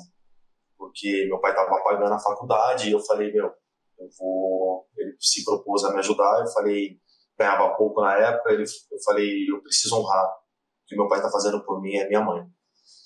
E eu lembro que uma vez eu estava chegando 4 horas da tarde, um rapaz, já era senhor, o senhor estava descendo as escadas, acho que ele era pastor batista, ele me abordou, ele falou, menino, posso falar com você 1 minuto? Eu falei, oi, tudo bem? Pode sim. Ele falou assim, olha, quero falar algo para você e é para sua vida. Eu falei, não, pode falar, senhor. Ele falou assim, eu percebo que você chega aqui todos os dias, mais ou menos esse horário, sai e fica lá na biblioteca estudando, lendo. Vou falar algo para você. Você é diferente de todos que aqui passaram já, que eu já vi. Pela sua dedicação. Continue assim. E aquilo entrou no meu coração de uma tal forma que eu falei assim, me deu gás para continuar, sabe? E eu continuei. E eu ganhei um prêmio no final do meu curso, né, de teologia, um prêmio. Tava meu pai, minha mãe, minha irmã, e eu ganhei um prêmio como o melhor aluno, né, de toda a faculdade. Fui homenageado, eu não esperava. A gente estava numa festa de formatura, enfim, né, e quando eu olhei, eu vi meu pai e minha mãe chorando. Eu pude realmente falar, olha, valeu a pena. Eu cheguei pro meu pai e falei, pai, tá vendo? Eu honrei tudo aquilo que você fez por mim. Meu pai falou, filho, muito obrigado por você ser esse filho que você é. Então, assim, o meu maior legado é quem eu sou. Ter dado orgulho para meus pais nesse sentido. Minha mãe faleceu faz 1 ano e ela era minha parceira, né, de sonhos. E ela sempre falou para mim, filho, eu nunca vou esquecer daquele dia que você ganhou como melhor aluno, sabe? Foi uma honra para eles e ter dado esse orgulho para eles. Então, assim, vale a pena você trilhar o caminho do conhecimento, trilhar o caminho do conhecimento pessoal, do aprimoramento pessoal. Vale a pena, você se torna um ser humano infinitamente melhor. E vocês estão me escutando? Não sei se... Sim, pode ir. Então. Eu queria finalizar também uma outra situação. Eu estava ingressando no mestrado. Meu pai foi comigo, sempre foi meu parceiro, né? Meu parceiro de vida. E eu lembro até hoje, uma banca de qualificação, não, foi de avaliação do meu projeto, né? Eu estava ainda cru ainda, com medo, menino ainda, e tinha um professor lá gigante na área da ciência da religião, gigante na área da teologia, é o professor Milton Schwantz, polonês também, assim como eu. E eu entrei nos professores, tipo assim, né, fizeram a parte deles e acabaram comigo, entre aspas, né, eu totalmente assustado, e ele me defendeu, tudo. Aí meu pai ficou extremamente preocupado, porque eu saí, eu fiquei meio perdido, assim, falei, pai, eu acho que deu errado, deu tudo errado. Aí eu não sabia, né, meu pai me contou depois, esse meu professor chamou meu pai. Aí chamou meu pai todo preocupado, acho que meu filho não passou. Aí o professor virou para ele e falou assim, olha, eu vou falar algo pro senhor. O seu filho, ele vai longe. O seu filho, ele é muito diferente. E eu enxerguei isso. E os professores que estão também enxergaram isso. Só que o papel dos professores foi ter apertado mesmo. Mas fica tranquilo. E quando meu pai falou aquilo, me deu mais gás para continuar ainda. E esse meu professor, o Milton Schwantz, ele se tornou minha referência ali dentro da Metodista. Depois ele faleceu, nós fomos a última turma dele. Eu tive uma vivência gigantesca com ele. Ele me chamava de bom polaco, né? Você é um bom polaco, garoto. Então, assim, ensinou muita coisa, um ser humano fantástico. E por que eu disse isso também em relação a não só esse professor, mas a todos os professores que passaram na minha vida, que passam até hoje, que estão até hoje, que é uma frase que eu quero deixar com todos vocês, que eu tenho como um lema da minha vida, assim, se enxerguei mais longe, é porque me apoiei em ombros de gigantes. Foi Newton? Isaac Newton? Isso. Essa frase então, é fenomenal. Assim, só quero finalizar e agradecer a vocês pelo convite. Foi muito enriquecedor. Nunca tinha participado. Muito obrigado. A você, Marcos.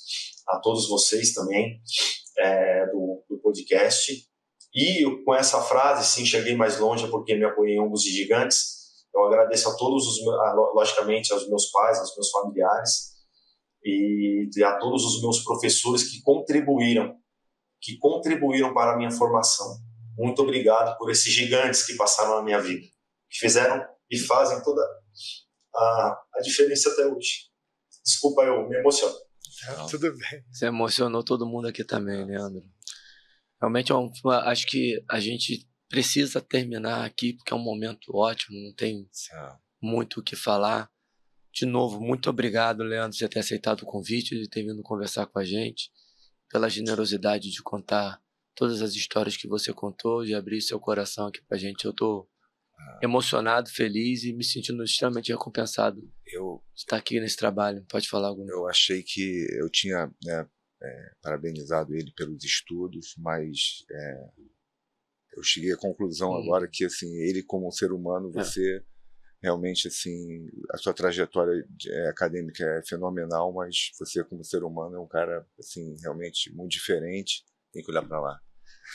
E acho que isso vai ter que aturar a gente lá no Instagram, a gente vai te procurar lá, cara. A gente tem que manter um contato, porque realmente foi uma experiência aqui maravilhosa. Cara. Obrigado demais. Muito obrigado mesmo. A parte acadêmica é o efeito colateral do ser humano que ele é. Exatamente. Muito obrigado, cara. Você é muito maior do que a parte acadêmica, que já é muito grande. Eu agradeço muito, Leandro, pela solicitude, respondeu rapidamente.